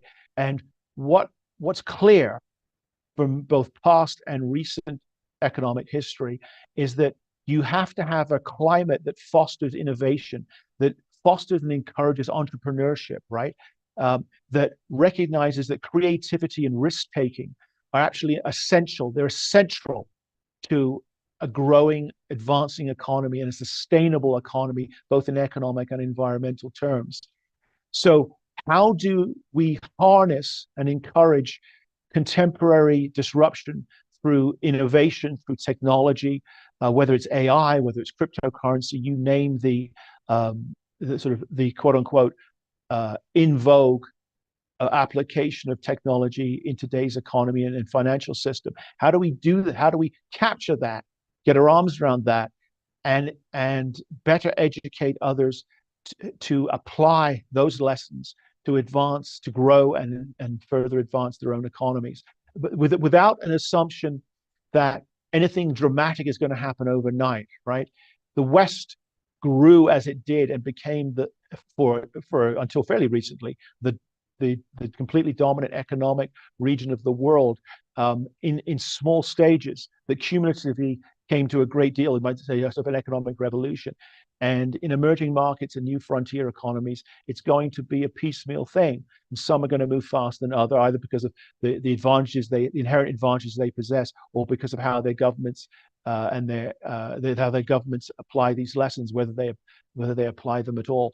And so the last thing I think that's worth stressing is that the Future Investment Initiative is focused more than I think, well, more than, very diametrically opposed to the likes of the World Economic Forum in Davos, on a consensual, inclusive approach that doesn't just listen to, but is listen to the stakeholders in the global South, for example. But actually, they are part and parcel of the learning, educational, and decision-making, prescribing process. It's not an elitist top-down approach. It's we're all in this together. We've all got a stake in this, financially, socially, culturally, environmentally. So a very different approach. No approach is perfect. This one isn't perfect. It won't produce perfect outcomes. But I think there's the potential for far more positive and numerically more tangible outcomes than we see with the World Economic Forum, which really is, I would say at this point, does more harm than good. I would like you to still talk to us more on what individuals, organizations, or participating countries will stand to gain from this kind of forum, FII, and then what will you expect the participants to do to improve their networking and also take advantage of a forum like this to improve their investment, economic development as well? Sure. Well, I mean, countries, emerging markets that are here, for example, I assume they're here for the principal reason, or two reasons. One, they want to explain their own situation to a global audience, an influential global audience. But they also, in doing so, they want to do the second thing, which is to attract investment, because there are, whether it's with tech companies, banks, finance companies, individuals from around the world here in Riyadh right now who have money to invest. And they're looking, it's not simply they want an opportunity, they're looking for the best opportunity. So the countries that are represented here, I mean, Kenya is an example, South Korea is in a different economic position, but the South Korean president is also here speaking.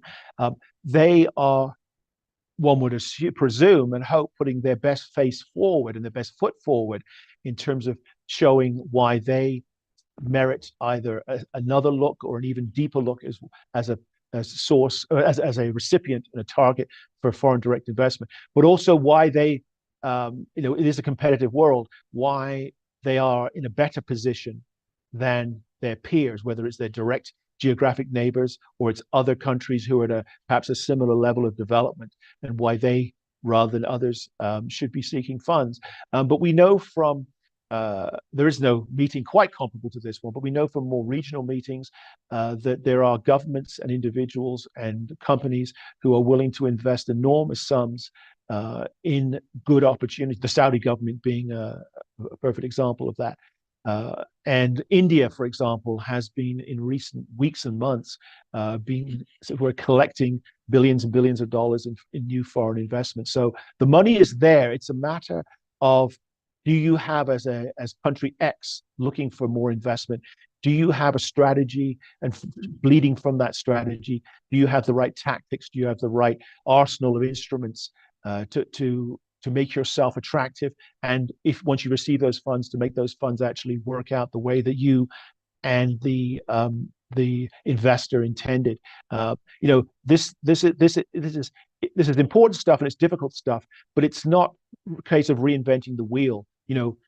We know what works and what doesn't work in terms of attracting investment, but many governments around the world either never knew or have lost sight of that, or their priorities are elsewhere in policy terms, and so they lose sight of what it is that gets the attention of investors, the type of people and corporations and governments represented here in Riyadh this week, or more generally elsewhere around the world on an ongoing daily basis. The choice of Riyadh in Saudi Arabia for this summit, I believe, is strategic. Can you talk to us about the strategic role of the Middle East in the new world economic order? Sure, there's a couple of things going on here. This is the 7th annual Future Investment Initiative. It has always been held, to my knowledge, in Riyadh because it was started, certainly the idea, the catalyst for it was the Saudi Arabian government. That's the genesis for it as a way of promoting investment in Saudi Arabia. Over several years, particularly in the last couple of years, the conference has grown so that it is no longer a regional conference, as I've already discussed, a truly global investment conference, with now more being added to that because it has received so much attention and everyone wants to be part of it, whether they're a government, a politician, a leading business person, etc. It's getting a great deal of media attention as well. So what it's highlighting in terms of what's already happened is how a country like Saudi Arabia has been able to take giant leaps down a very long road, on a very long journey to transitioning itself from a developing economy through an emerging market stage to potentially, arguably, probably a fully developed economic status. And Saudi Arabia, like Qatar, like the Emirates, they are diversifying. They're moving away from a dependence on oil, which I think is good news for the rest of the world, but I think it's more importantly good news for them. And what they're doing is that what they have been doing is they're focusing on external investment, right? They are investing elsewhere, but they're looking for opportunities. But the Gulf states, they're continuing to seek funds to come into their countries. They're moving away from oil, looking at tourism, looking at entertainment and sports. How can, especially Western funds, Western capital, be brought here to make a difference in the lives of Saudi Arabians? And so far, it's a work in progress, obviously. So far, the Saudis are having a lot of success, as are the Qataris, and as are the Emirates. And so this is it's a piecemeal process. It's a slow process. It's a step-by-step process. But I think I'm not sure whether it'll be said this week here, publicly or privately, but I suspect it will. But the Gulf states are kind of case studies, really, in how it is possible to attract significant funds and to apply them in sensible ways. And hopefully these are lessons that the governments represented here will take away with them. If not, hopefully others will be able to explain and educate those governments in these valuable lessons. Not that the Saudis have figured it all out and have the perfect way of going about it, but we can see from their peers in the Gulf states the way they have approached approached the issue of attracting more external funds and diversifying and growing and advancing their economies, that they've taken a lot of positive steps. They've risked a lot, but the rewards have been quite considerable.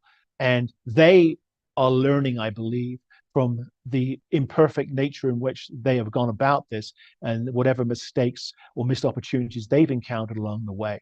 And that's the thing, isn't it? Because when you're talking about finance, investment, business, the free market, capitalism, central to it is that there are no guarantees, right? It's about educated guesses. It's about accumulating as much knowledge, being as prepared as you can when you invest or when you receive investment, about what's going to happen with that money, what could happen. And so the Saudis and others are having to learn to be more transparent politically, financially, legally, and what they have one of the things they have in their favor which I'm sure won't change, if they have this very attractive tax situation, they're not killing the golden goose by applying any of the measures that many governments and global organizations always recommend, which is high taxes and massive regulations. So as long as that is maintained, they should find themselves continue to find themselves in an advantageous position in terms of attracting investment, lessons for others to learn. As we wrap up, I would like to know how emerging markets, are responding to the disruption from the new frontiers, their perception about this, how they are taking it. And do you think it's changing the world order when it comes to the economic global space? Well, you raise a good point. I mean, further to what I was saying earlier, it is a competitive marketplace, isn't it? So any economy that is gaining is always going to be concerned, or should be concerned, that someone may be gaining on them. And as there's greater attention being placed upon the new frontier economies, that obviously has the potential to lessen the relevance and the face time and the oxygen that's given to the emerging markets, many of whom have fought so hard to gain that position, gain that status, and the benefits that go with it. So it's a reminder that no one can be content with their position, developed, emerging, frontier, whichever category you're in. You have to recognize that standing still means you're going to lose ground, because the world, not just the political world, but the financial, the economic world is always changing. It's adapting, it's evolving, it's being disrupted, it's going backwards, it's going forwards. And you just have to continually focus on what do we need to do to advance ourselves, to continue to improve our competitive edge, make sure we have a competitive edge in the first place. What's our value added? To stress that, to be strategic, to be tactical, in order to ensure that you, at the very least, maintain your position, but hopefully advance your position. And that means, of course, that others won't do as well. But that's the nature of the emerging market, new frontier market business, as it were, the dynamic, because it's the nature of business in general. Very much, Dr. Patrick Basham, a keynote speaker at the Future Investment Initiative, FRI, having the 7th edition in Riyadh. It's ongoing, and we thank you for providing insight into the new frontiers and emerging markets. We wish you a splendid experience at the summit. Thank you so much. My pleasure. All right, that's our wrap up this segment. We're going to quick break, return to look at something else. You don't want to miss that. Stay tuned to Early Exchange.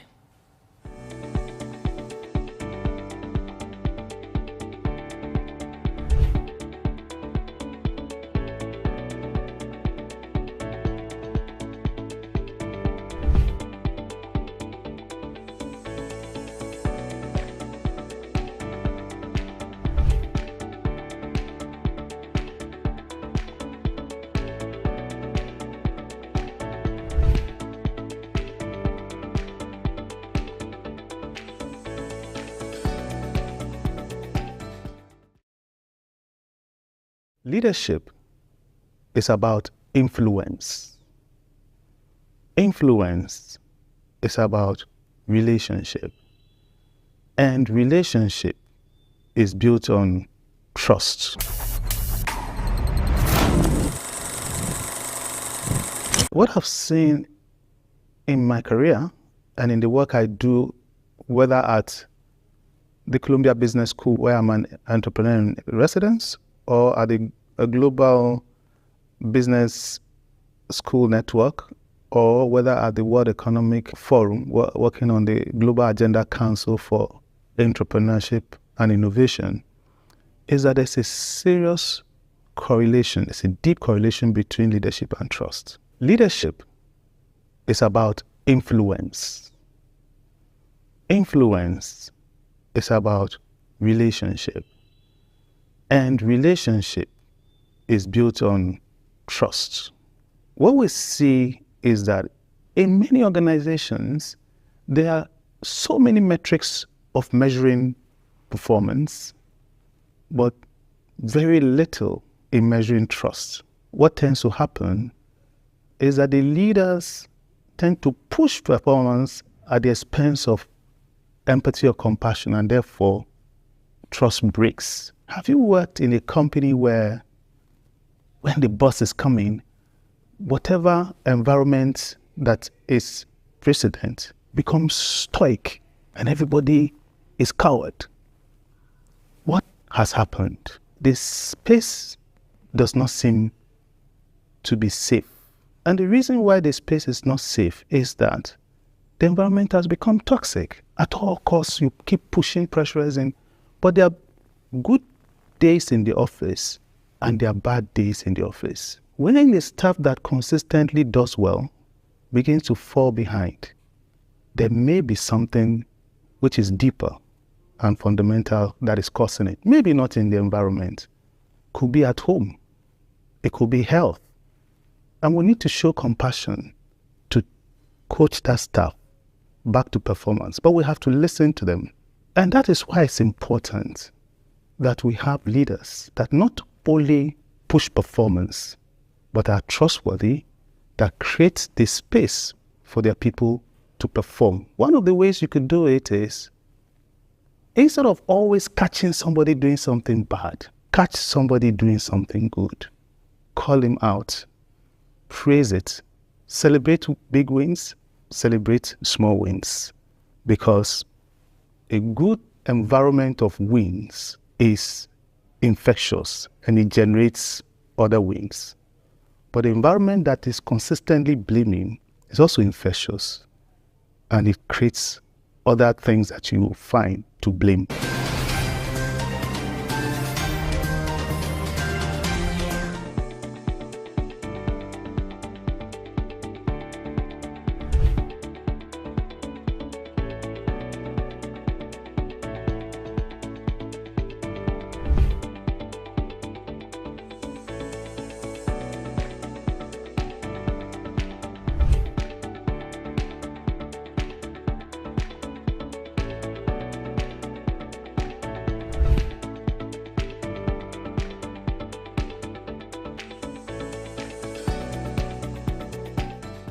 How can indigenous languages be promoted in a country like this? Statistics show that less than 10% of Nigeria, the population of Nigeria, has, have access to health insurance. You imagine if our population is about 200 million. And, This is Early Exchange, shaping policy, advancing development. Thanks again for being there. All right, let's look at social safety nets. Now, these are important. They're done by every government of various countries to reduce poverty, the mechanisms by which poverty can be reduced and citizens can actually be able to live better lives. In recent times, there have been several efforts and mechanisms deployed by the Nigerian government to ensure that a lot of Nigerians live above poverty line and they're able to improve the standard of living of the Nigerian citizens, and this has been occasioned by the removal of huge subsidies. Let's look at creative ways the government can provide social safety nets for its citizens. Joining us on this discussion is Dausa Usamaze, who is joining us this morning from Casablanca in Morocco. Good morning, Dausa.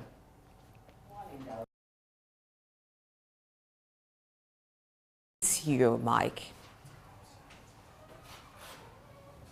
Good morning, Blessing. I think you still need to unmute yourself. I am unmuted now. Okay, I can hear you clearly now. So how are you doing? How is Casablanca? Yeah, great here in Morocco. All right. We're looking at social safety nets. First of all, let's understand very well the scope of social safety nets. Well, I think it's a program that are designed by the world multilateral bodies and nations across the globe to help people who are vulnerable to be able to make life during times of economic difficulties and challenges. And these include making provision for food, cash transfer, and the rest of it, of pension for people who don't have access to cash and economy benefits.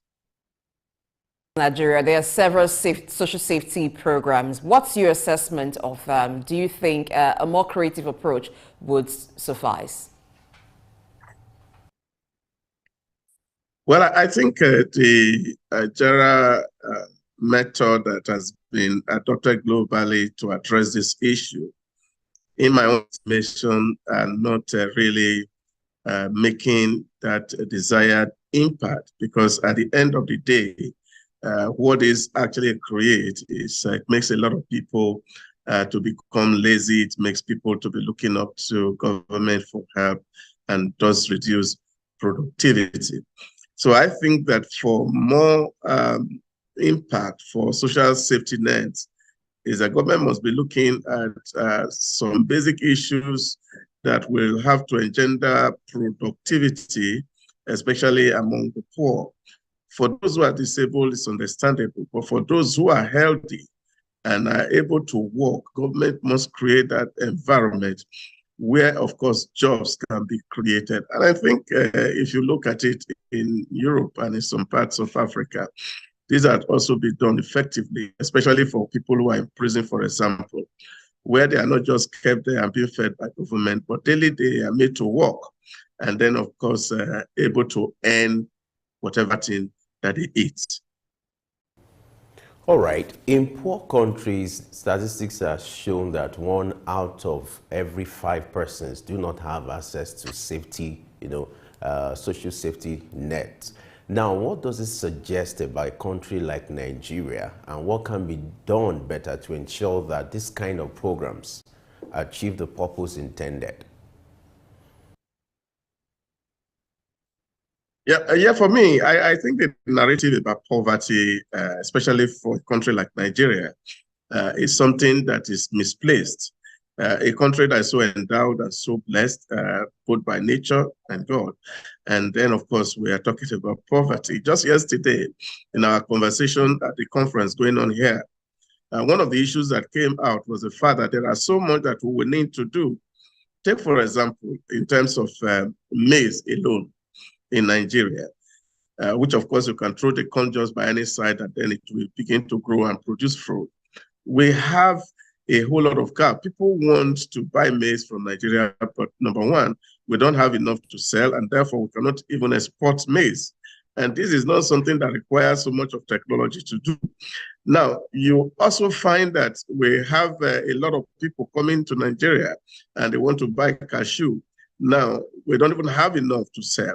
And we have an arable land of about 65% of the cultivable land in Nigeria that has not been used. And yet, of course, we're talking about this issue. And I think the real challenge that we face is that the government must have to show people, teach them how to fish rather than giving them fish daily. That, for me, is what it is.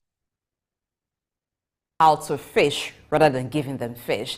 How would vocational and skills training program help?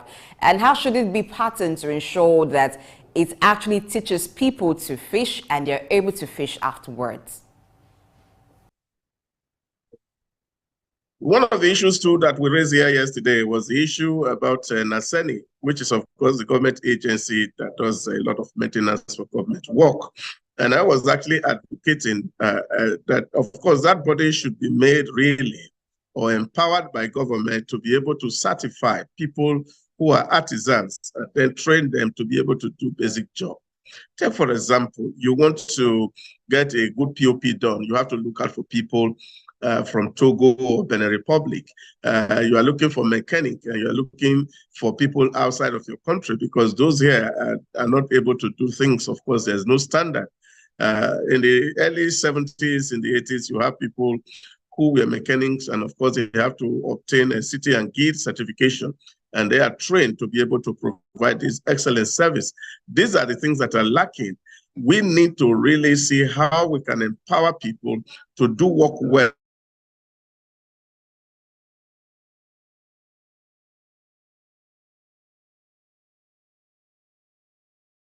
Right, we seem to have lost connection with it. I was, was talking about the ideal thing to be done when it comes to this social safety net. Looking at, you talked about the situation where you want a situation where people will be taught how to fish rather than giving them fish to, to just consume within a short period.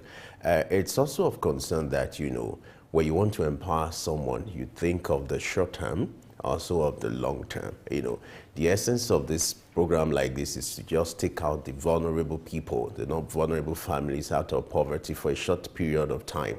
It's not for a longer plan whereby you can sustain it for years, but it's just for a short period of time. For instance, in peculiarity to Nigeria now, where the removal of subsidy has created a lot of controversies, have put a lot of people, in fact, has made more people more vulnerable. So the issue of the cash transfer, which is part of the safety programs, to ensure that they provide, relief for families, who are going through our time this time. So that thing is critical, even though there's a need for skill acquisition or to complement it with skill acquisition, like you said, but it's done globally, and the experience has shown that some families or group of persons have been taken out of the poverty line through programs like this. Where this poses a challenge for a country like Nigeria is where we don't have access to data, where you can't even have a proper register of people to benefit from this kind of cash transfer. It's a challenge where you don't even know where they live. But I'm happy this time around the Minister of Humanitarian Affairs, Edu, she's trying to, reorientate people and change the plan. What they have to do was to scrap the initial register and the plans they had initially, and they are coming up with new ones to ensure that this time around they get it right. Our concern has been Nigeria can't keep doing the same thing and expect different results. So this time around, she insisted, even if it meant that pitched her against some political, interest, against some powerful people, but she insisted that this time around, the register has to be revisited to ensure that they get it right. Alan, Doctor is back. All right. Dr. Idauza, glad to have you back. Sorry for that disruption. Yeah, sorry for the disruption. I think my laptop was not plugged. We quite understand. So please go ahead with your thoughts. Yeah. What I'm saying is that we need to train and empower people nationally. Look at people to learn skills that can serve. You see, one of the issues really that has affected us as a people is the overemphasis on certification. That people have to use certificate to work. And I think that trend is changing globally. That people are not looking for who has a certificate, but people just look for those who can do work and do it well. And I think it is to that extent that we will need to be able to have a kind of structure in place that will help our people to learn skills and then, of course, to earn a living by it. And I think that even will do better than us. I saw a small video that was trending yesterday, and this was a school somewhere in Edo State that has no roof over itself. And of course, we are talking about school feeding program. How do you provide food for people who have no seat to sit down and even to learn very well? I think these are really issues that we need to contend with. How do we really equip schools and ensure that people have access to school?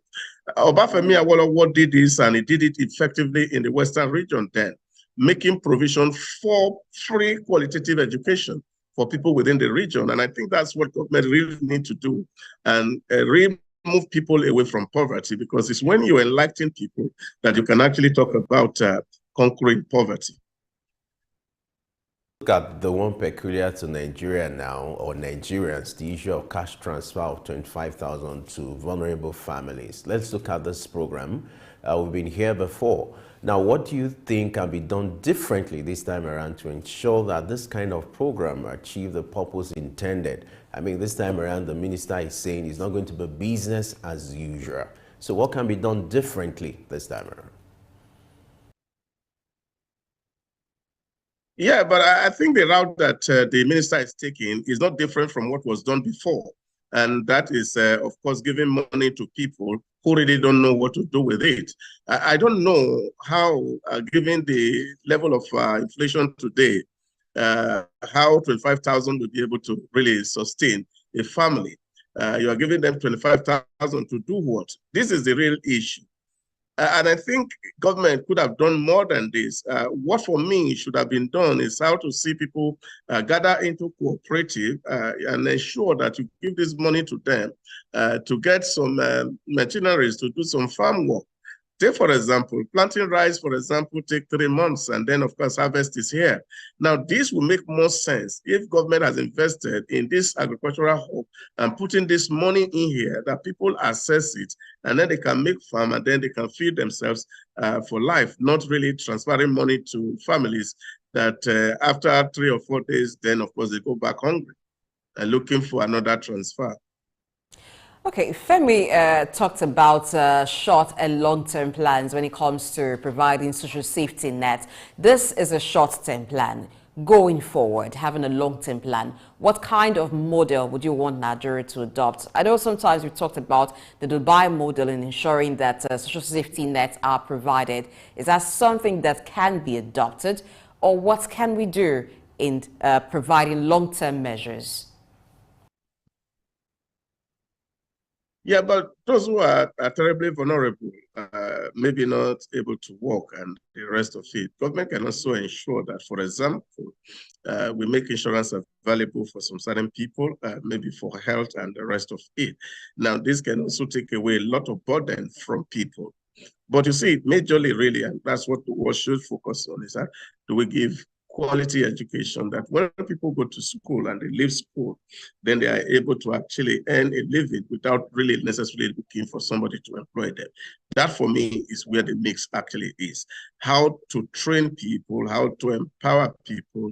There is a whole lot that is opportunity that lurks around in our environment that we have not explored. And this is what I am emphasizing, that let's look at the environment and see how we can encourage people to see this opportunity and take advantage of them and make a better living out of it. Let's talk about how much of impact will the lack or availability of data, will have on a kind of program like this, and what can be done differently to ensure that you have proper data to back up this kind of program so that it won't be off target. I think it's also unfortunate that since 1953, Nigeria has actually not been able to do a census and know the exact number of people that live within a space.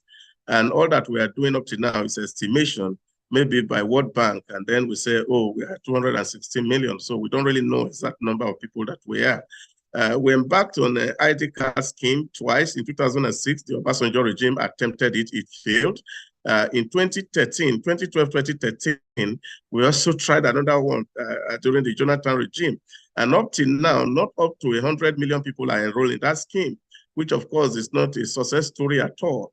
And these are the real issues that confront us. India has been able to overcome these kind of issues by really able to identify a citizen, 1.3 billion people. And then, of course, it cost them just $1 billion to do this in 8 years.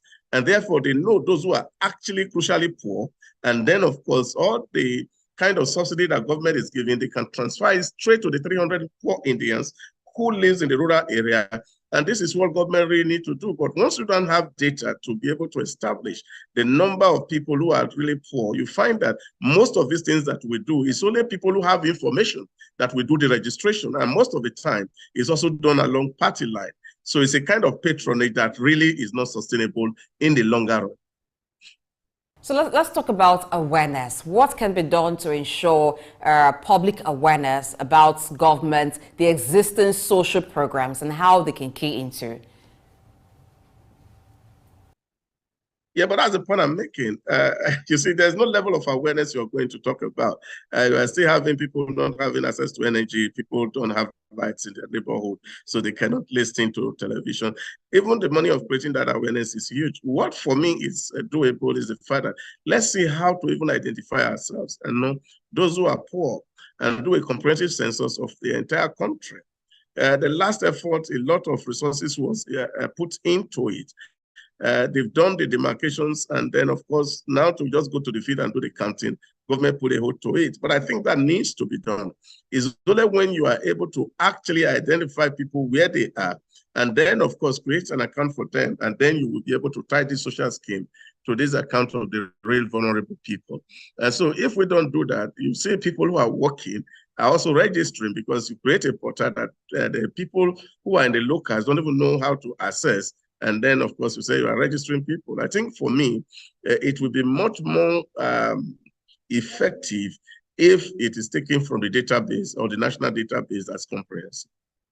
Right, Dr. Idauza Osamaze, we have to let you go now so that you can attend to other crucial, activities. Thank you so much for spending time with us on Early Extinct this morning. All my pleasure. Thank you so very much, Femi.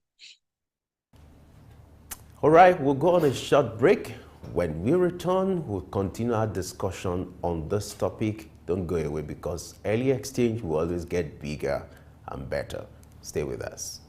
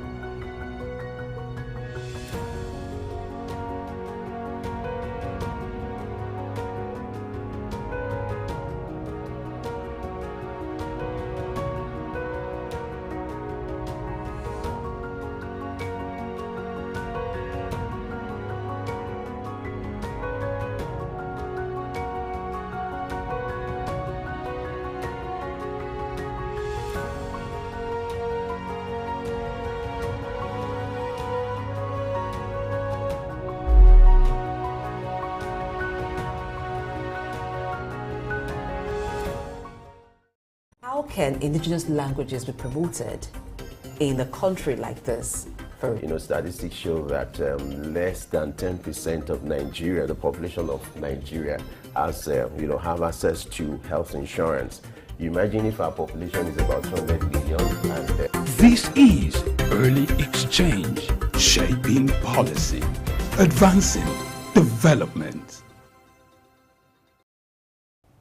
All right, Early Exchange is all about shaping policy and advancing development with our conversation by setting agenda. And today we are setting agenda when it comes to social safety net, what the federal government needs to do, the significance. And we had Dr. Idauza earlier, who talked about the impact and what should be done differently to ensure that this program achieve its purpose. And now we're being joined by Sam Horuje, who seems to have a different view, different perspective when it comes to the issue of social safety net. Sam, I'm glad to have you join us. My pleasure. All right, so let's start with your view on the significance of this program. Do you think is needed? Do you think is necessary? What are your submissions as regards the merits and the demerits? I think essentially social safety nets are universal concepts globally, adopted even the United States of America that subscribe to so many of social safety nets. You have the one for social security that is very common. You have for Medicare. You equally have for food supply. So it's a universal concept that deal essentially with vulnerable families within society, what we call poor, the very poor.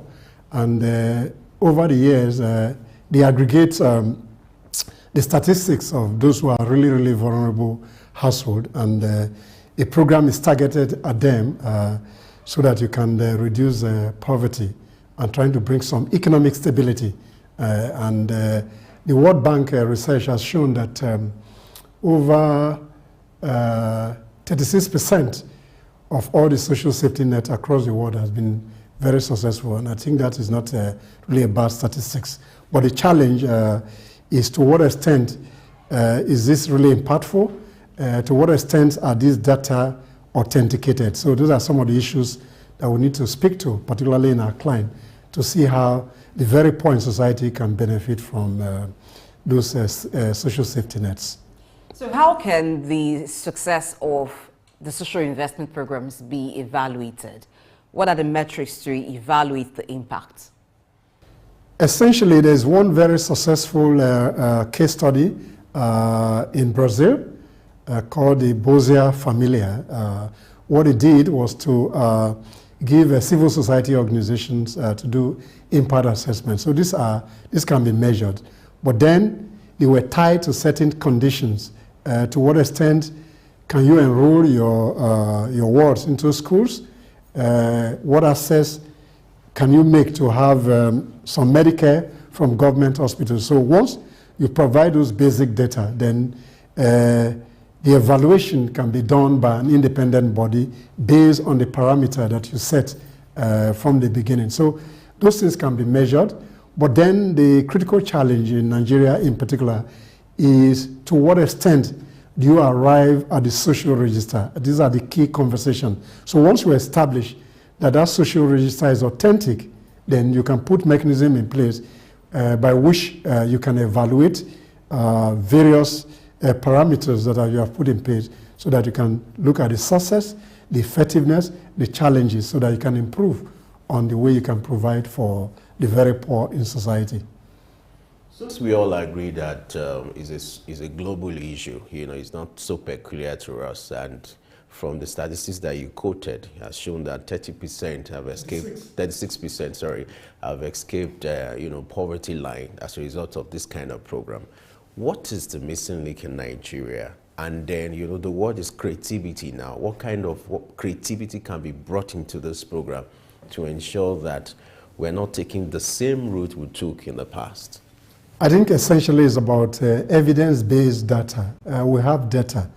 To what extent can we provide evidence around this data collected? Once we're able to deal with that fundamental issue of data, the correctness of data, those who are within the 15 million household that is being targeted, then the issue in terms of the benefit will become more impactful because you already have a database that is authentic, that is verifiable, that is reliable. To that extent, people will not believe that it gets to the actual beneficiary for which those monies are meant for. Now, we've often said, or people have often said, that government cannot do it alone. In what area can collaborations come to enhance the reach of the social safety nets or social safety programs? There's a Ministry for Humanitarian Affairs that is responsible for this. So what the ministry needs to do is to put all the basic parameters in place, in addition to international agencies that are very good in terms of administration of safety net, incorporate civil society groups that are in that space, work in that space, so they can bring some accountability and transparency to bear on the administration of the social safety net, particularly this conditional cash transfer. Then again, what you can do is that once you put those conditions, what is the number of enrollments those households are able to bring to bear? Government can further target those households so that they can provide other safety nets, in particular in terms of school feeding and some other things that can benefit the very poor. So it's a continuous, robust mechanism that ministry in particular must have with other independent agencies to authenticate that register, to look at the program themselves, to look at the beneficiary, who are the, we need to even verify from the banks who are the real beneficiary in terms where these monies are transferred to. We need to have a head count. Once that is done, then transparency will be brought to bear, and those people will be impacted strongly.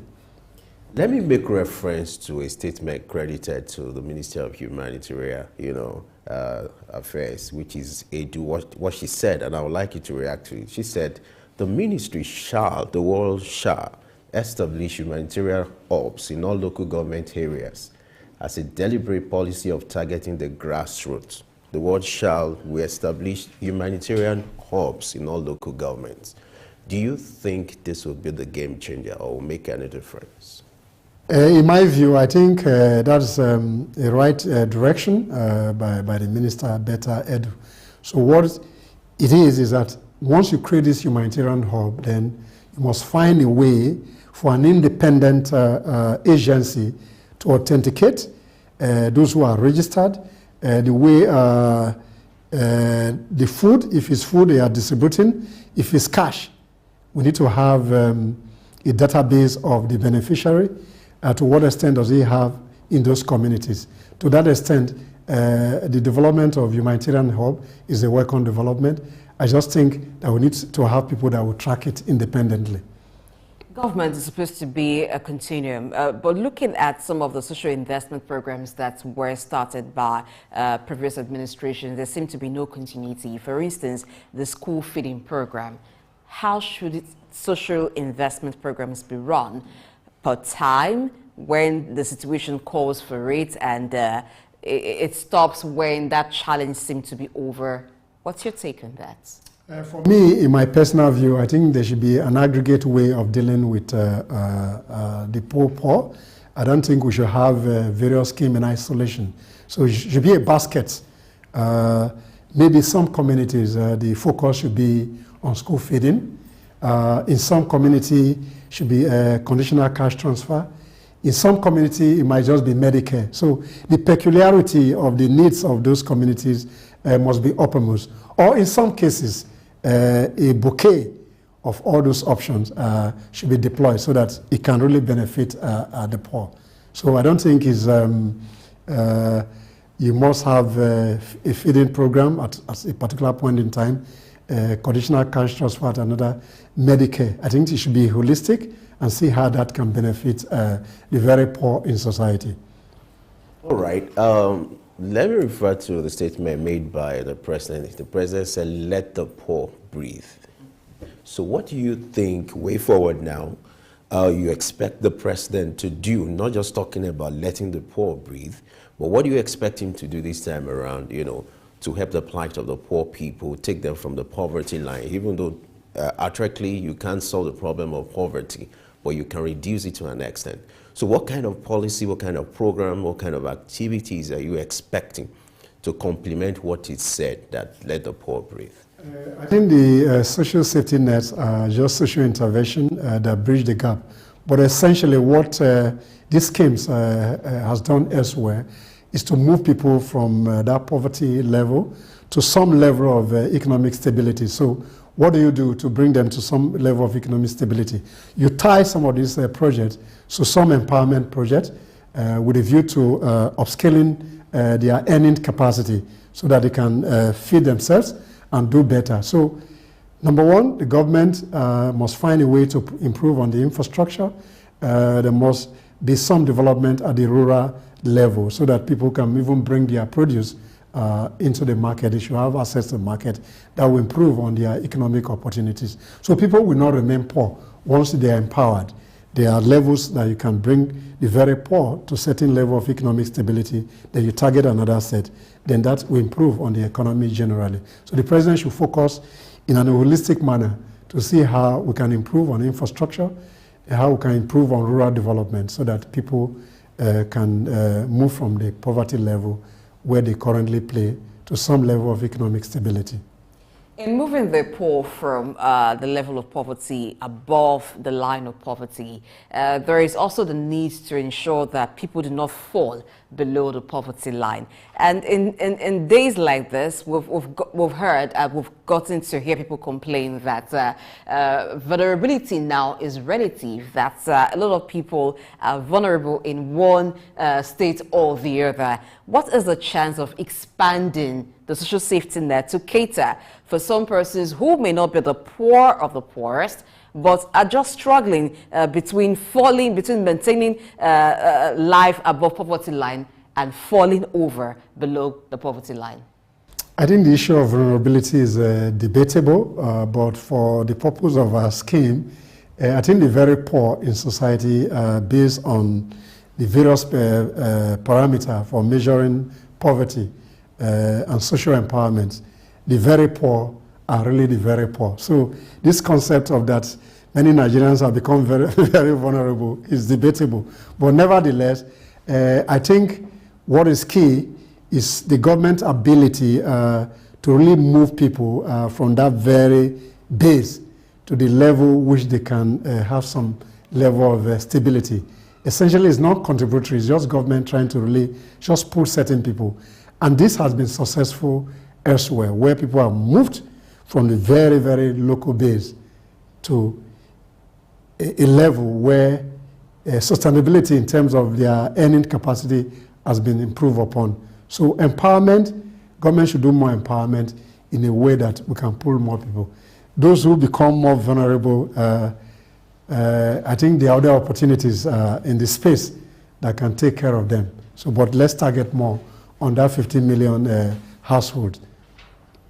All right. What do you expect stakeholders, like organizations, private, because here in this climb, the focus is always the government has to do this, the government has to do that. What role will individuals, private organizations will play in alleviating poverty or reducing it so that it will complement the efforts being taken by government?